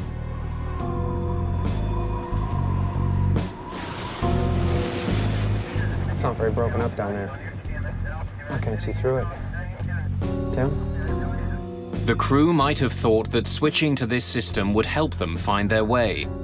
But in this case, it might have put the plane dangerously off course. INS drift in this case was probably, in my view, the primary reason the aircraft ended up where it was.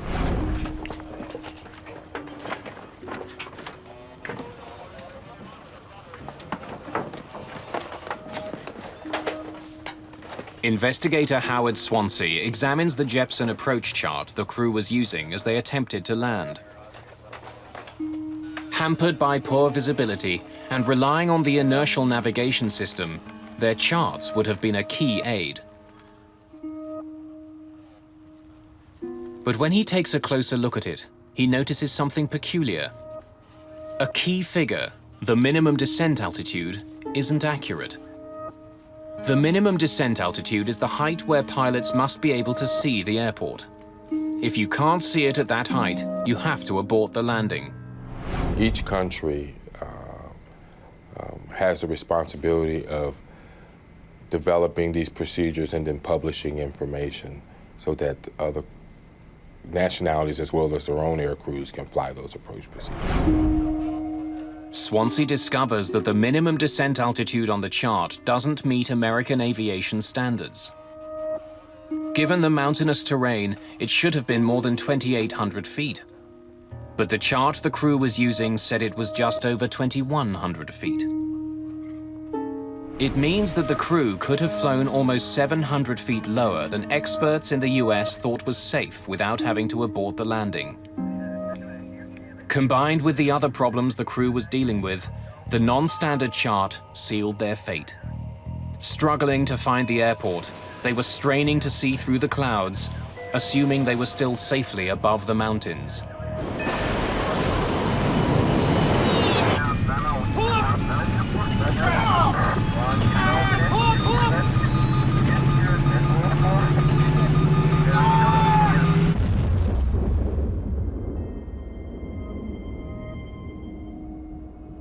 But why wasn't an Air Force jet properly equipped to land in Dubrovnik?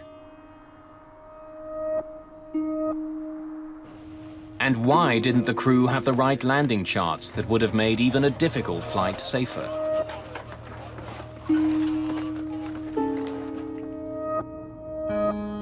The answers are found at an American military base in Germany, with some of the most senior members of the Air Force.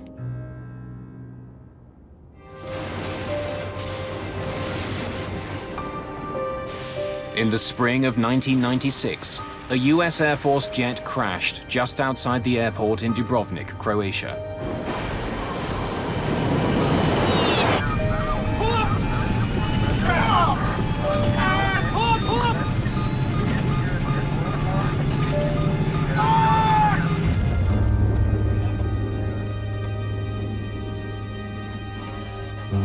None of the 35 people on board IFO-21 survived. The plane was a specially redesigned 737, but the investigators have found that the crew didn't have the equipment it needed to safely land in the war-ravaged airport, and that the charts they were using weren't up to American aviation standards. To discover why the crew were attempting to land in such difficult circumstances, the investigators questioned Colonel John Mazurowski. He's the operations group commander for the airlift wing in charge of the flight. His job is to provide transportation for a growing number of distinguished visitors. But these are tight budget times. Mazurowski has been told to do more with less. What I'd like to talk about now is the Jeppesen approach subject. One of the major focuses of the investigators is the Jeppesen landing charts the crew were using.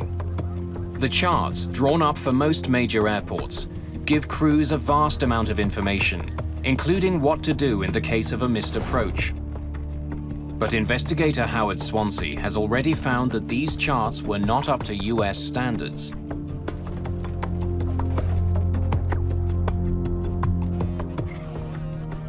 The Air Force had a directive that required all procedures in foreign countries to have gone through a U.S. or their evaluation process prior to an Air Force crew being able to fly that approach.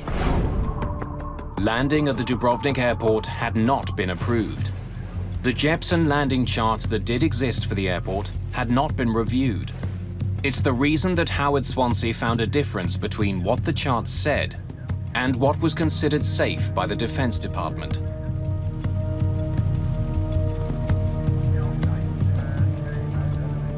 Mazurowski believed that restricting his planes to approved airports would severely limit some of his missions. It takes time to check all the airports out. He had asked for the review to be waived for some airports, including Dubrovnik. This Jeppesen approach waiver, What caused you to initiate this? It just seemed like we had been using these approaches for years. Safety didn't seem to be in question. But the Defense Department waiver was never granted. The approach for Dubrovnik was never approved. Yet even without the safety clearance, the Air Force continued to land there. IFO 21, level 100. Dubrovnik approach, good afternoon. The airport in Dubrovnik was far below modern standards. The charts used to land there hadn't been checked by the Department of Defense. Nevertheless, senior Air Force officials had decided to permit landing at Dubrovnik and other airports they were flying into. In fact, none of them have been approved in this time frame. Not to my knowledge, sir. No.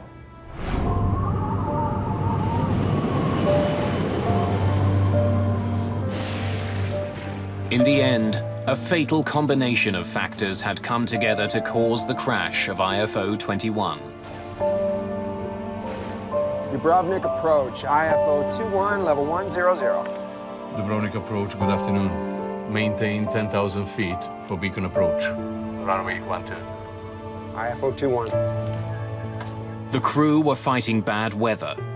They were landing in an unfamiliar airport, which was hobbled by old technology.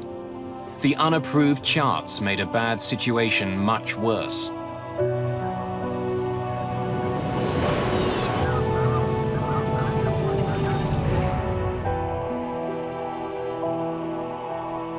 After an investigation involving nearly 150 interviews, the final report on the crash of IFO 21 exceeds 7,000 pages.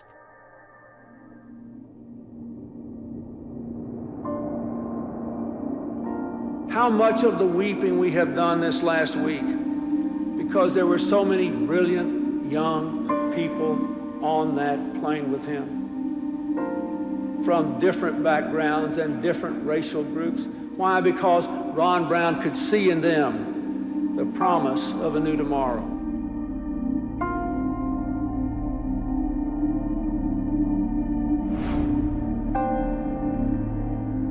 The results of the investigation fault several individuals and institutions.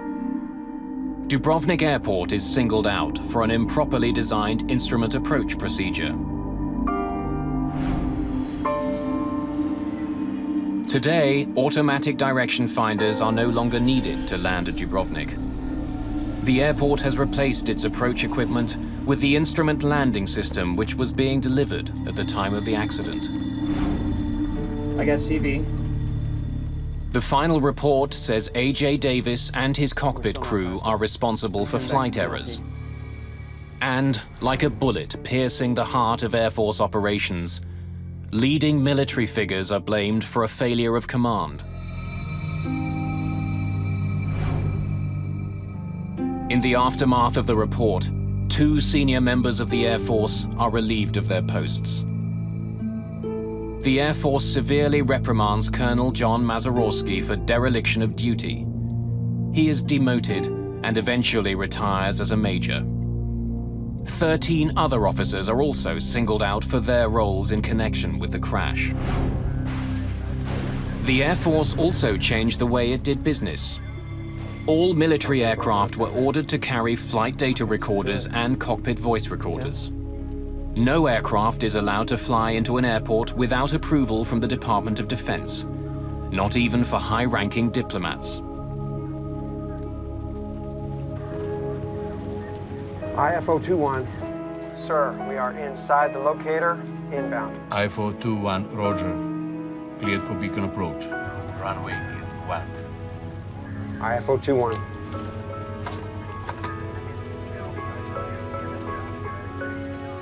The Air Force Command was held accountable for the accident.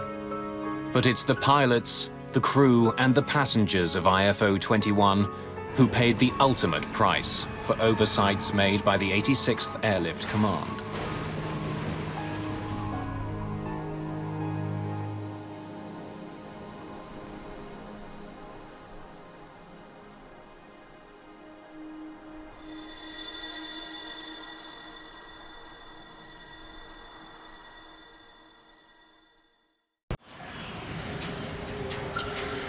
35,000 feet above the Sea of Japan.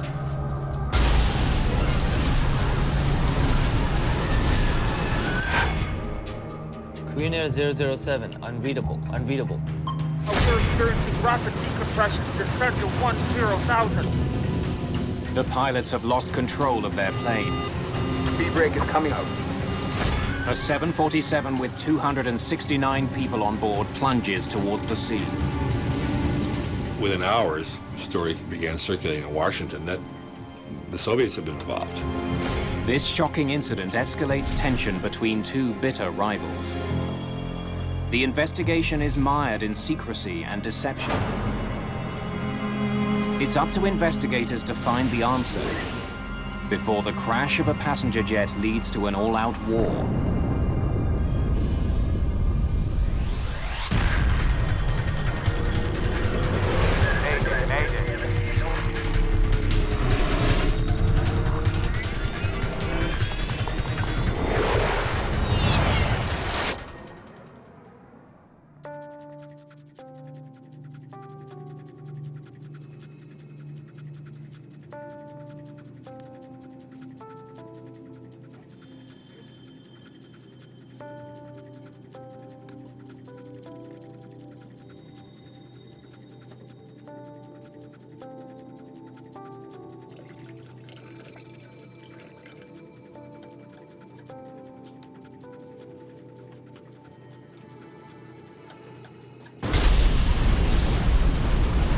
Emergency descent.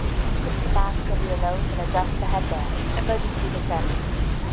Emergency descent. Put the mask over your nose and adjust the headband.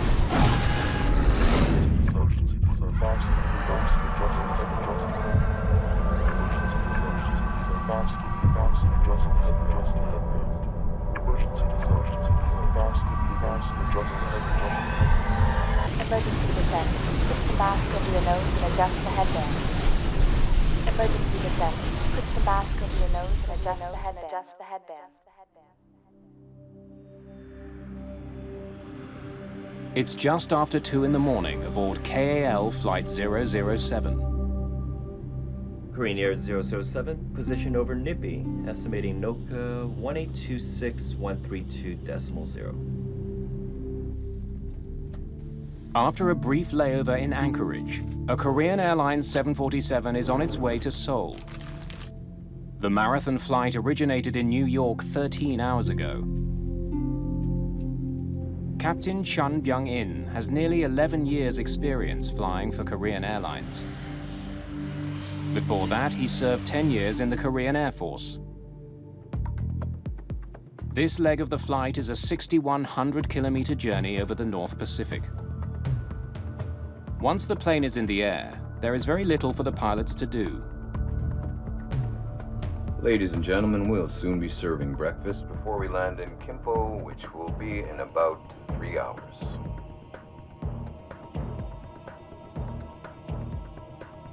Many of the passengers plan to take connecting flights to other destinations after landing in Seoul.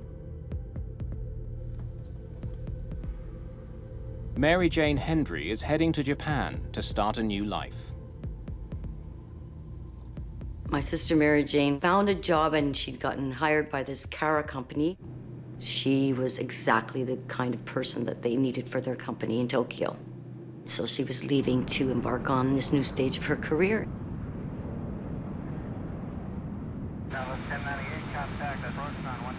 Just 15 minutes behind them is the plane's sister flight, KAL 015. Korean Air 007. Go ahead, Korean Air 015. What are you doing? The flight crews chat to help pass the time. Go see the leaves. We're experiencing an unexpectedly strong tailwind. How much of a tailwind? 35 knots from 040.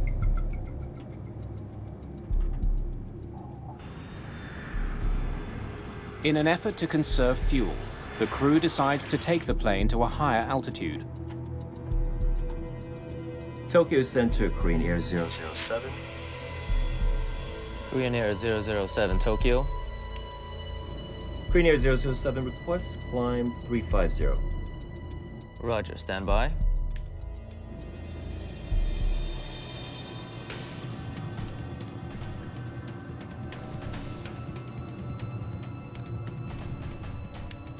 Korean Air 007, climb and maintain flight level 350. Roger, Korean Air 007, climb and maintain flight level 350.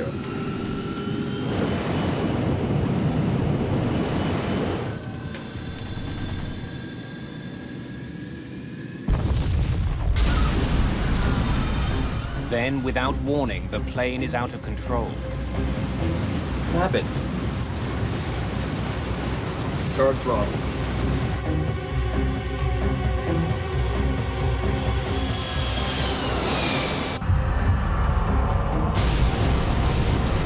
Landing gear. Landing gear.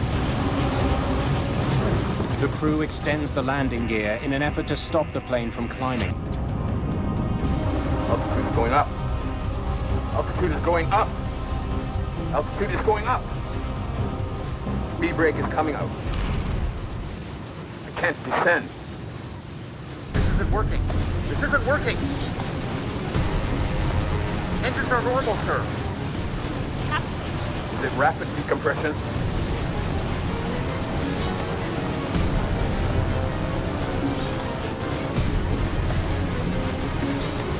Tokyo Center, Korean Air 007.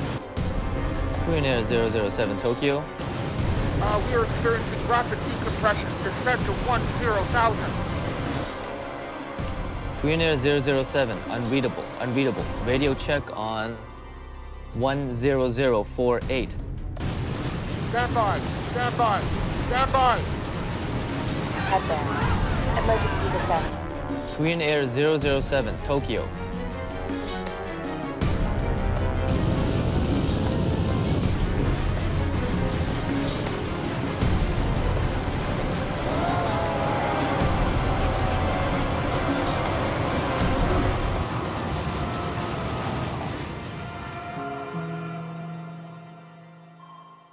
Korean Airlines Flight 007 and all 269 people on board have vanished. Korean Air 015, would you attempt to contact Korean Air 007, please, and relay position? All efforts to contact the flight have failed. Tokyo makes calls to other radar stations in Japan and Korea. I cannot contact Korean Air 007. A call is even made to a radar facility in the Soviet Union.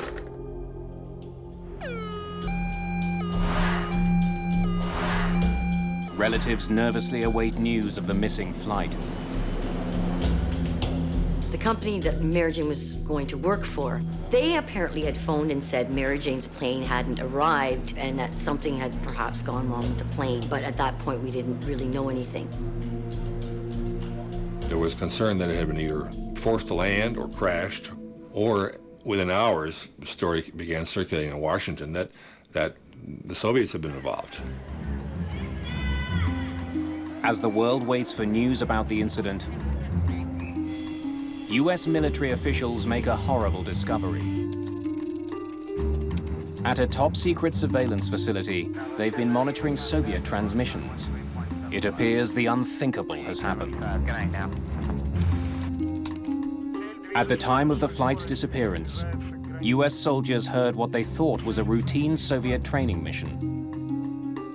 При нарушении государственной границы приблизиться к цели и уничтожить.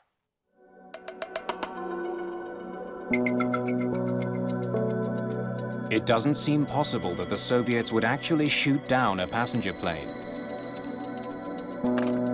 But American officials have little doubt. The next morning, US Secretary of State George Shultz delivers an unusually blunt statement. The United States reacts with revulsion to this attack. Loss of life appears to be heavy. We can see no excuse whatsoever for this appalling act. It couldn't be. It couldn't be. How could they all just perish? What do you mean? There must have been a reason. 1983 is the height of the Cold War. Russia and much of Eastern Europe are united by communist ideology. Ruled with an iron fist, the Soviet Union is locked in a bitter political struggle with the West. Relations were bad, but no one really knew how bad, how dangerously bad they were. Initially, Soviet officials deny responsibility for the KAL disaster. The story came out of Moscow was that the plane appeared, we intercepted it, tried to make it stop, it didn't, it flew away. That was the first story. But soon they reverse course and come clean. A Soviet fighter jet did in fact shoot the plane down, but they insist the attack was justified. The Soviet view was that it was on a spy mission, perhaps carrying instruments, cameras, recorders, and so forth. The Soviet Union claims Flight 007 entered highly restricted airspace under orders from the US government. But the US insists KAL 007 was a routine passenger flight. The dispute only heightens political tension. In terms of an actual shooting war, the closest points that we may have come were in that year, both before and after, when both sides, particularly the Soviet side, though, was expecting an attack. The KAL disaster would put NATO nuclear disarmament talks in jeopardy. The Soviets would ultimately walk away. The nuclear threat is growing. Under such circumstances, the need for an impartial inquiry is urgent. The UN calls on the International Civil Aviation Organization. ICAO offers a neutral investigation, an investigation team that can deal with all parties involved in a neutral way. Kai Frostel joins the international team of investigators that will try to uncover the truth behind the destruction of Flight 007. With two superpowers squaring off, they're under pressure to find answers and find them fast. KAL 007's flight plan should have kept it well away from Soviet airspace. Either it was shot down over international waters, or the flight had strayed off course. Figuring out which is the first priority for investigators. But they face a huge obstacle. The plane's black boxes are still missing.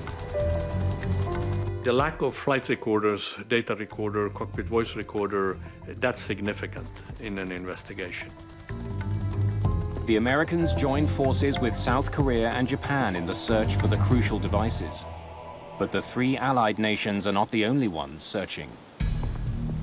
On September 1st, we got an order to go to the place where the Boeing fell and take part in the search for the Boeing 747. It's a race to find the black boxes. The Americans know they may never get the truth if the Soviets find the boxes first. Each side accuses the other of dirty tricks. The U.S. did formally complain that the Soviets would either sail across U.S. ships, that they would drop false pingers to deflect listening devices away from the true pinger.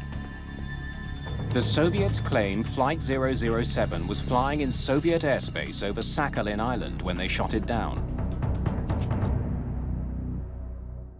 If that's true, the aircraft was well outside its designated aerial corridor, a route known as R20.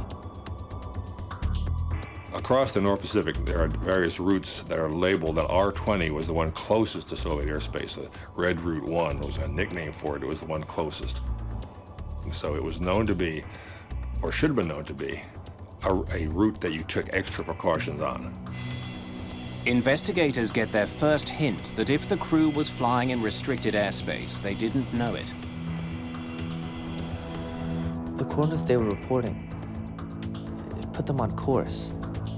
The Tokyo air traffic controller who last communicated with Flight 007 tells investigators that all seemed normal. Green Air 007, position over Nippy, estimating NOCA 1826132.0. The crew reported they were flying the R20 route. But as with every other flight over the Pacific, 007 was beyond Tokyo's radar range. The controller could only rely on the pilots to verify their position. Perhaps they were mistaken about where they were. That possibility becomes more likely when investigators talk to the crew of the Korean Airlines flight that was just minutes behind Flight 007. Tell me about the exchange with Flight 007. The captain of the second flight recounts an odd conversation with the 007 crew. We're experiencing an unexpectedly strong tailwind. How much of a tailwind? 35 knots from 040. We still have a 15-knot headwind. Could he be getting a headwind if he was here? It would be almost impossible for one flight to have a tailwind and the other a headwind.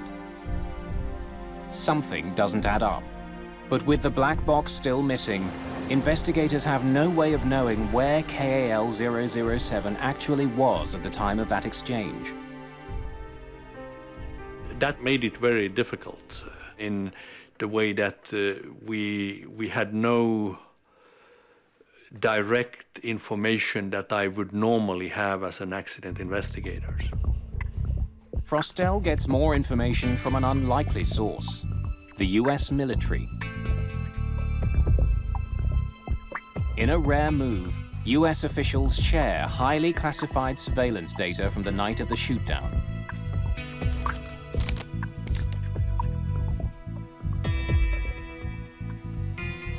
A top-secret technology called passive radar can track the movements of every military and civilian plane around the globe.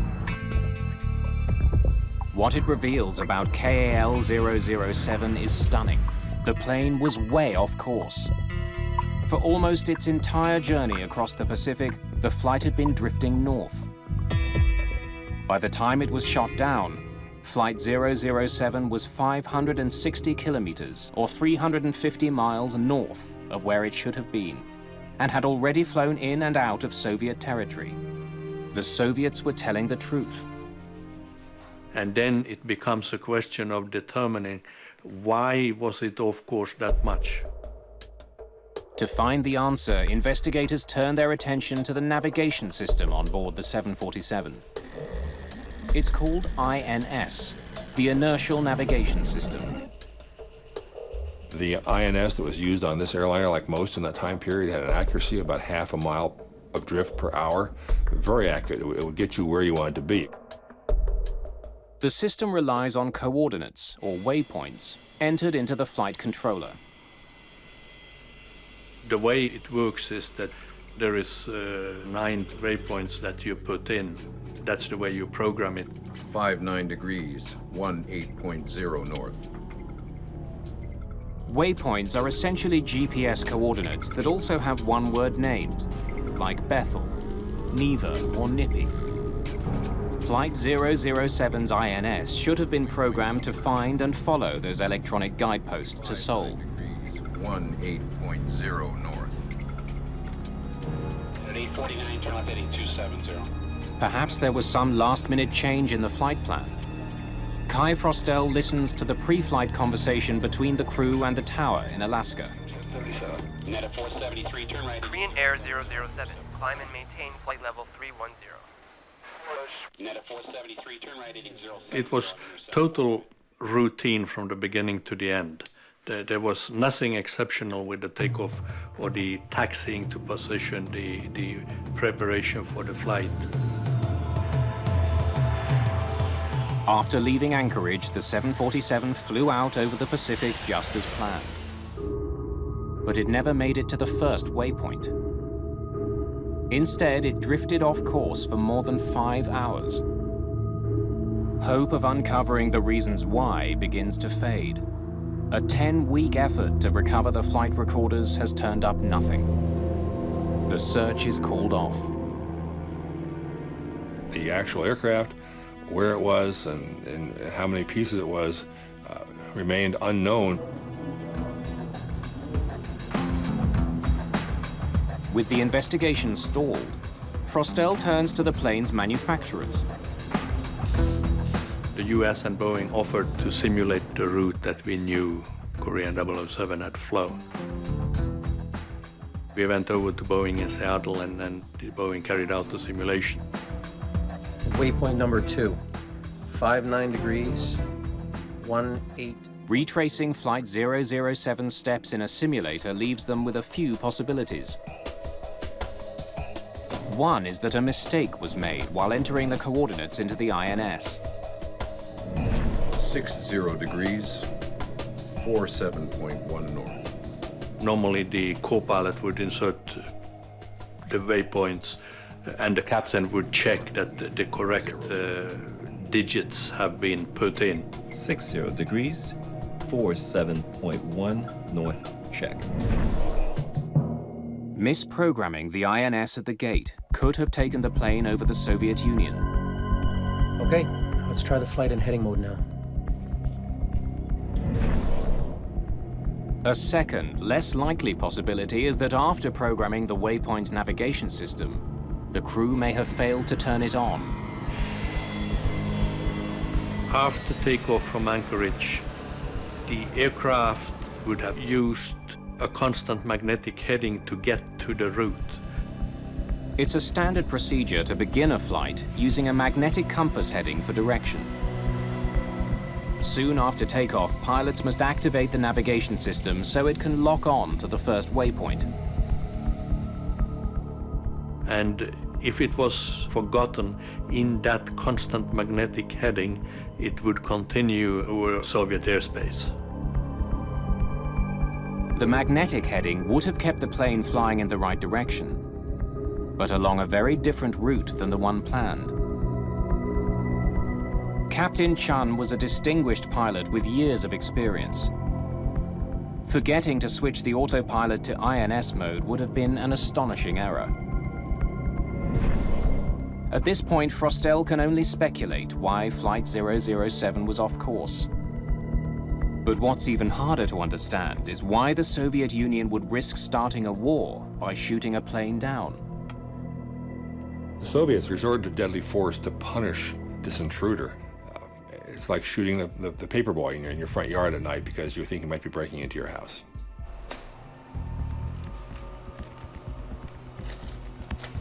What could prompt such a response from the Soviets? Investigators get their answer from the US military. Though Flight 007 may not have been on a spy mission that night, another plane was, a US Air Force RC-135. They were tracking an RC-135, which was doing very, very slow figure eights off the coast with its own listening devices, waiting for a Soviet missile test. The spy plane was near the Soviet border in the path of the KAL jetliner. When their paths crossed, the two planes may have been indistinguishable on Soviet radar. When 007 came in over Soviet airspace, the Soviet Union assumed it's an RC-135. Along came this intruder, and they just fell into the patterns that they had prepared in advance for such an intruder. On violation of state border, approach target and destroy. But disturbing questions remain. Did the fighter pilot get close enough to see the target with his own eyes? Did he know it was a passenger jet?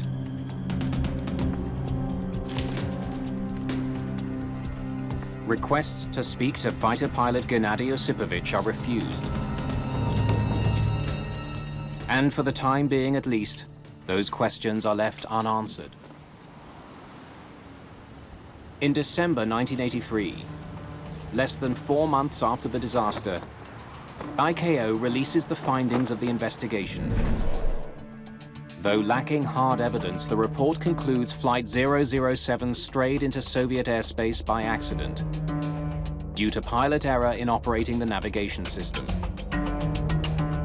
I would almost call it the best guess based on all the work and the factual information we had in 1983. For them to summarize that the plane was there by accident, as far as I'm concerned, that's not the answers we wanted to hear, and we believe that there was further investigation to do. The key to this mystery remains locked inside the plane's black boxes, which are assumed lost forever beneath the sea.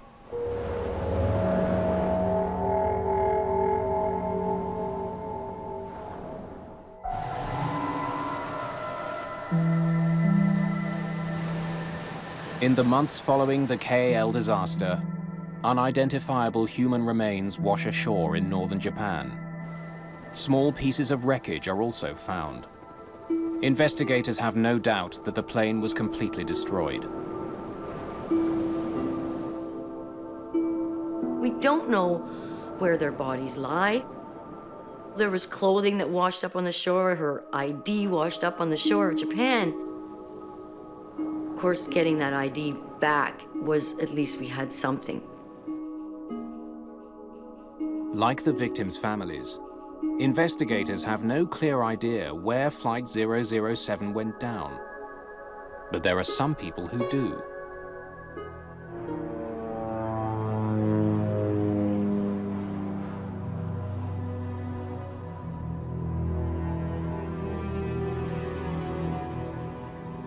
Top Soviet officials are hiding the fact that 1 month after the incident, not only did they find the wreckage, they also found the all-important black boxes. It was a big pile of debris. They took down this pile with their bare hands until they found the black boxes. There were 2 of them.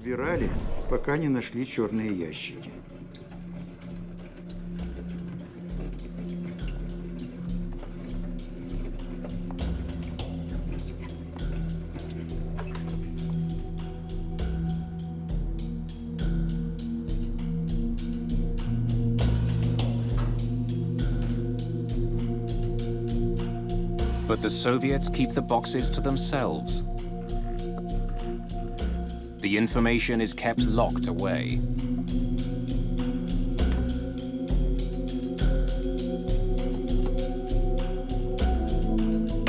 Until nearly 10 years later,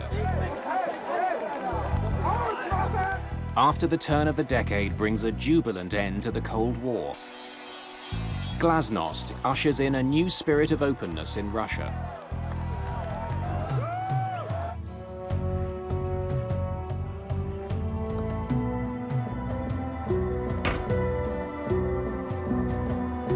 Eager to break with the past, the new administration in Moscow decides to go public.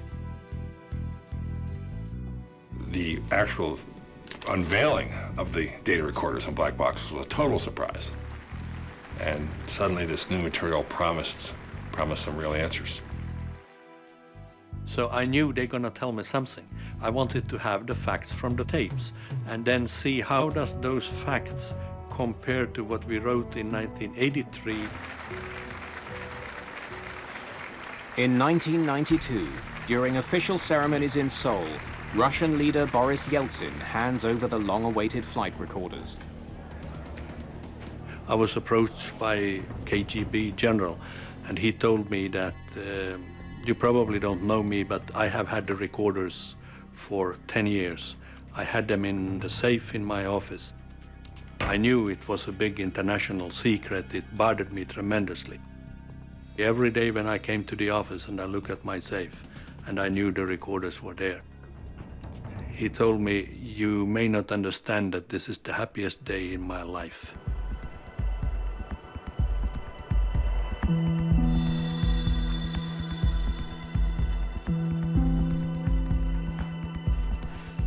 Kai Frostel is asked to lead the new team of investigators based in Paris. And as a clear indication that the times have changed, Vladimir Kaufman, a Russian avionics expert, joins the team. Он, так сказать, ничем особо не выделялся. At the time, I was working at the Civil Institute of Aviation and was an air crash investigator. This was an international investigation of a very high level. Очень высокого уровня.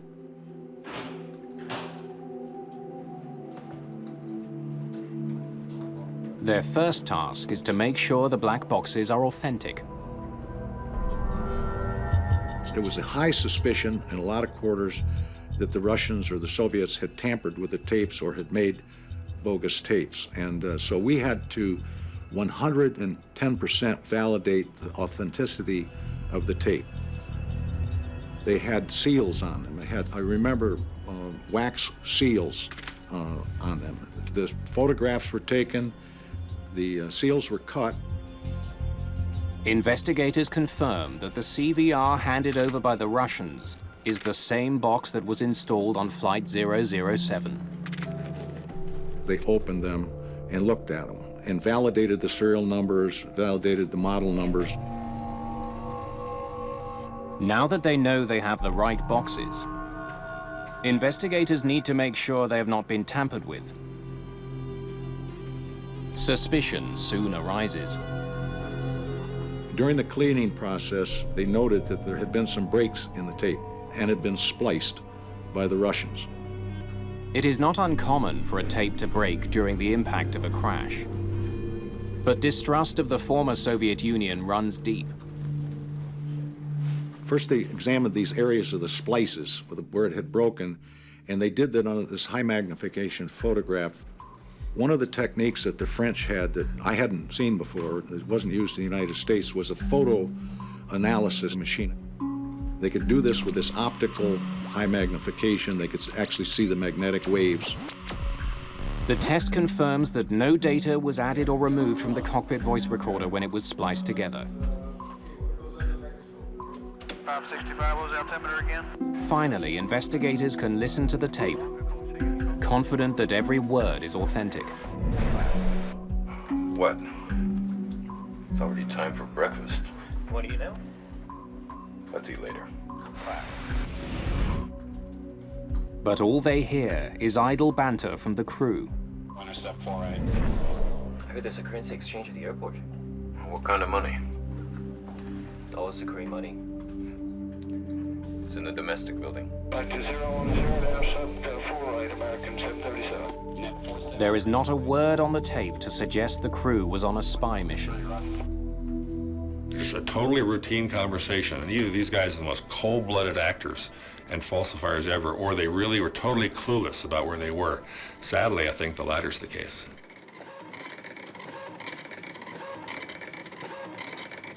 It seems unlikely that KAL 007 was on a spy mission, but it was caught flying over Soviet territory.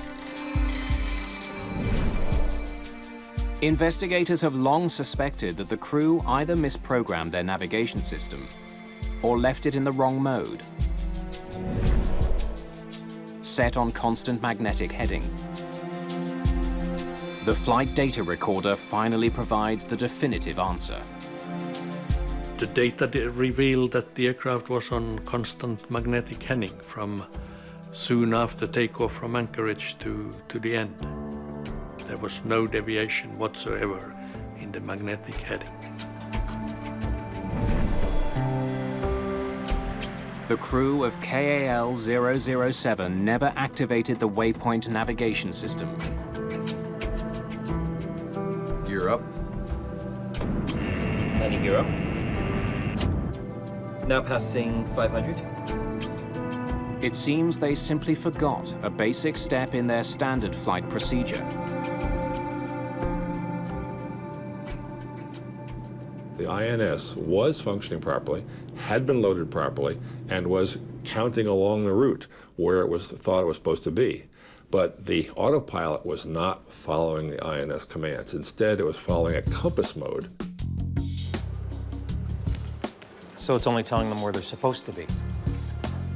Investigators learned that even though the plane was following a compass heading and not the waypoints, the computer would have continued to display their intended waypoints even though the plane was nowhere near them.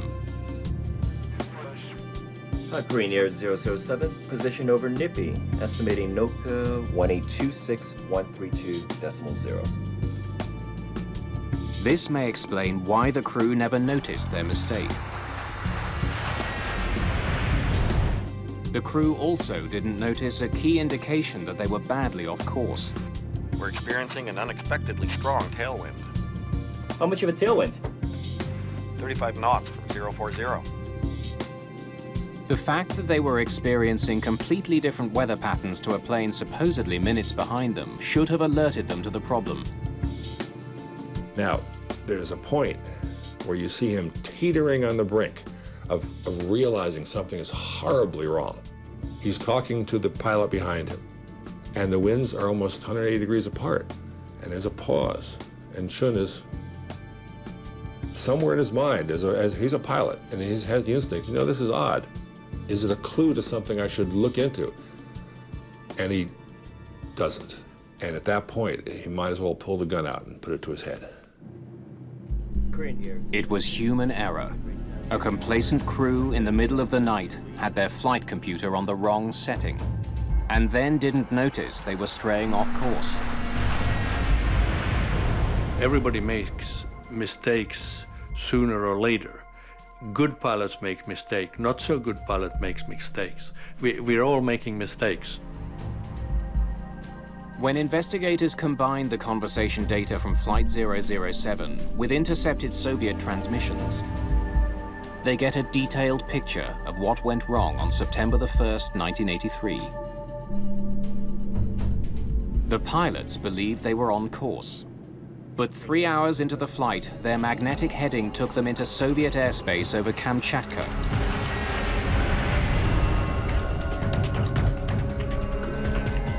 The Soviet military had been tracking a US reconnaissance plane.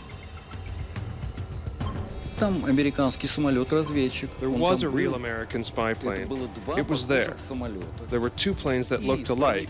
When KAL penetrated the border, the perception was that this was the plane.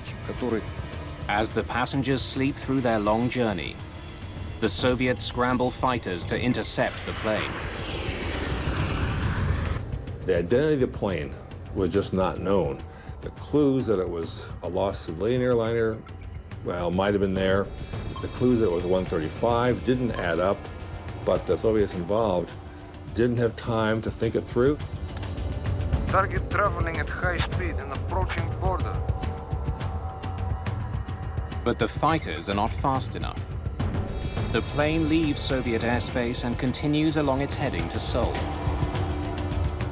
They figured that they'd just been spooked, but that was all over. Unfortunately, for everyone involved, it wasn't. The airliner is just seconds from flying over the island of Sakhalin. So Sakhalin was prepared.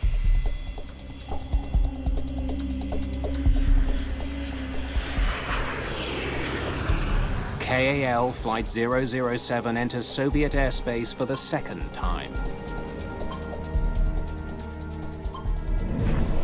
Ladies and gentlemen, we'll soon be serving breakfast before we land in Kimpo, which will be in about 3 hours.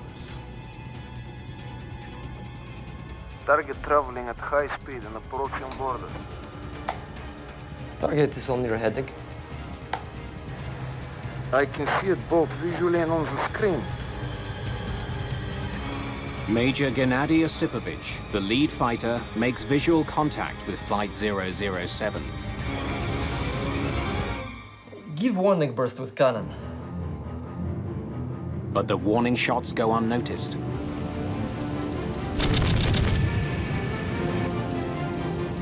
Take up position for attack.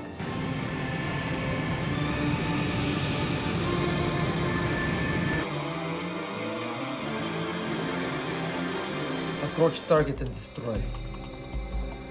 Roger, locked on already. Executed launch.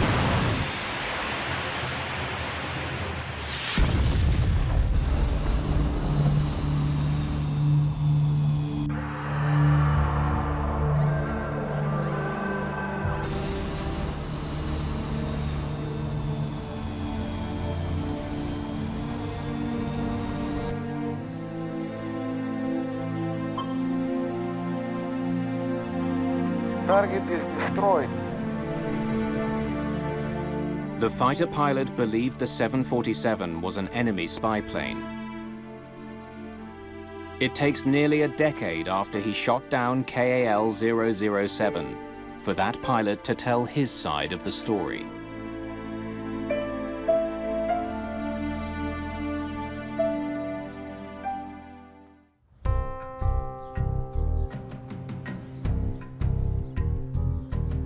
Investigators have long wondered what Major Gennady Osipovich saw and did after he was ordered to intercept an intruding aircraft in 1983. After nearly 10 years and the collapse of the communist regime, he finally tells his side of the story. I saw the plane. It did look like a civilian plane because there was a flashing light on its tail and one on the top. But you can disguise any plane like this. You can put a flashing light on and you've got a civilian plane. So I did not have any thoughts about this. Give warning burst with cannon.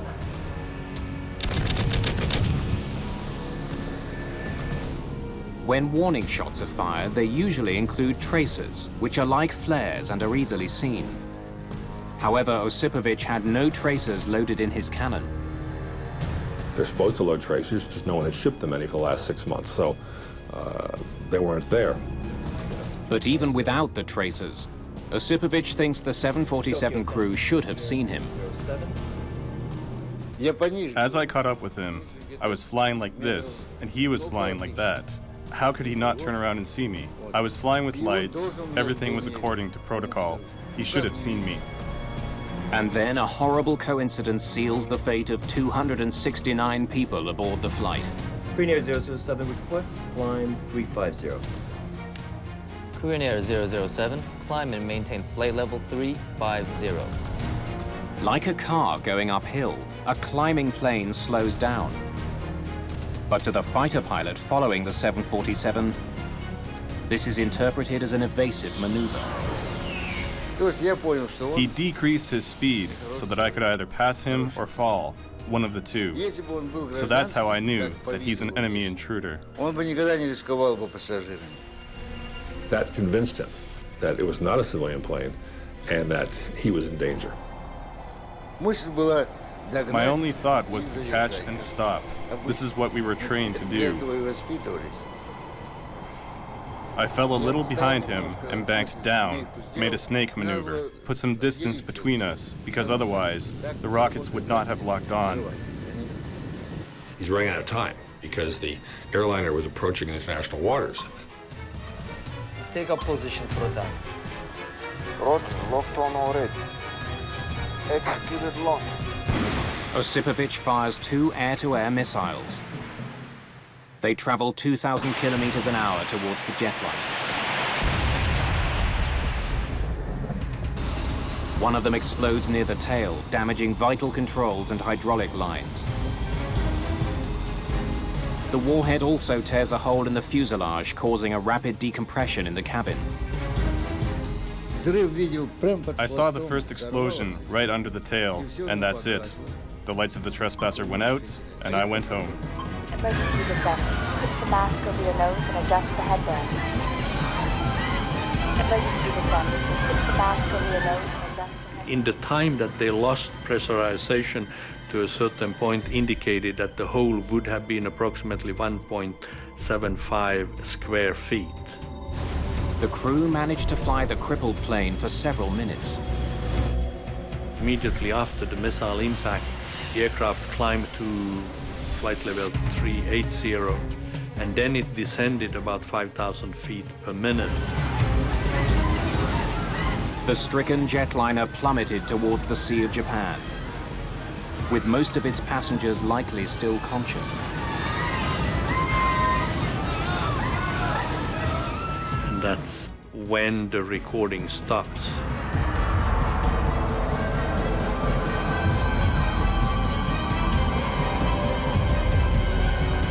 Our determination was that the airframe probably broke up at that point.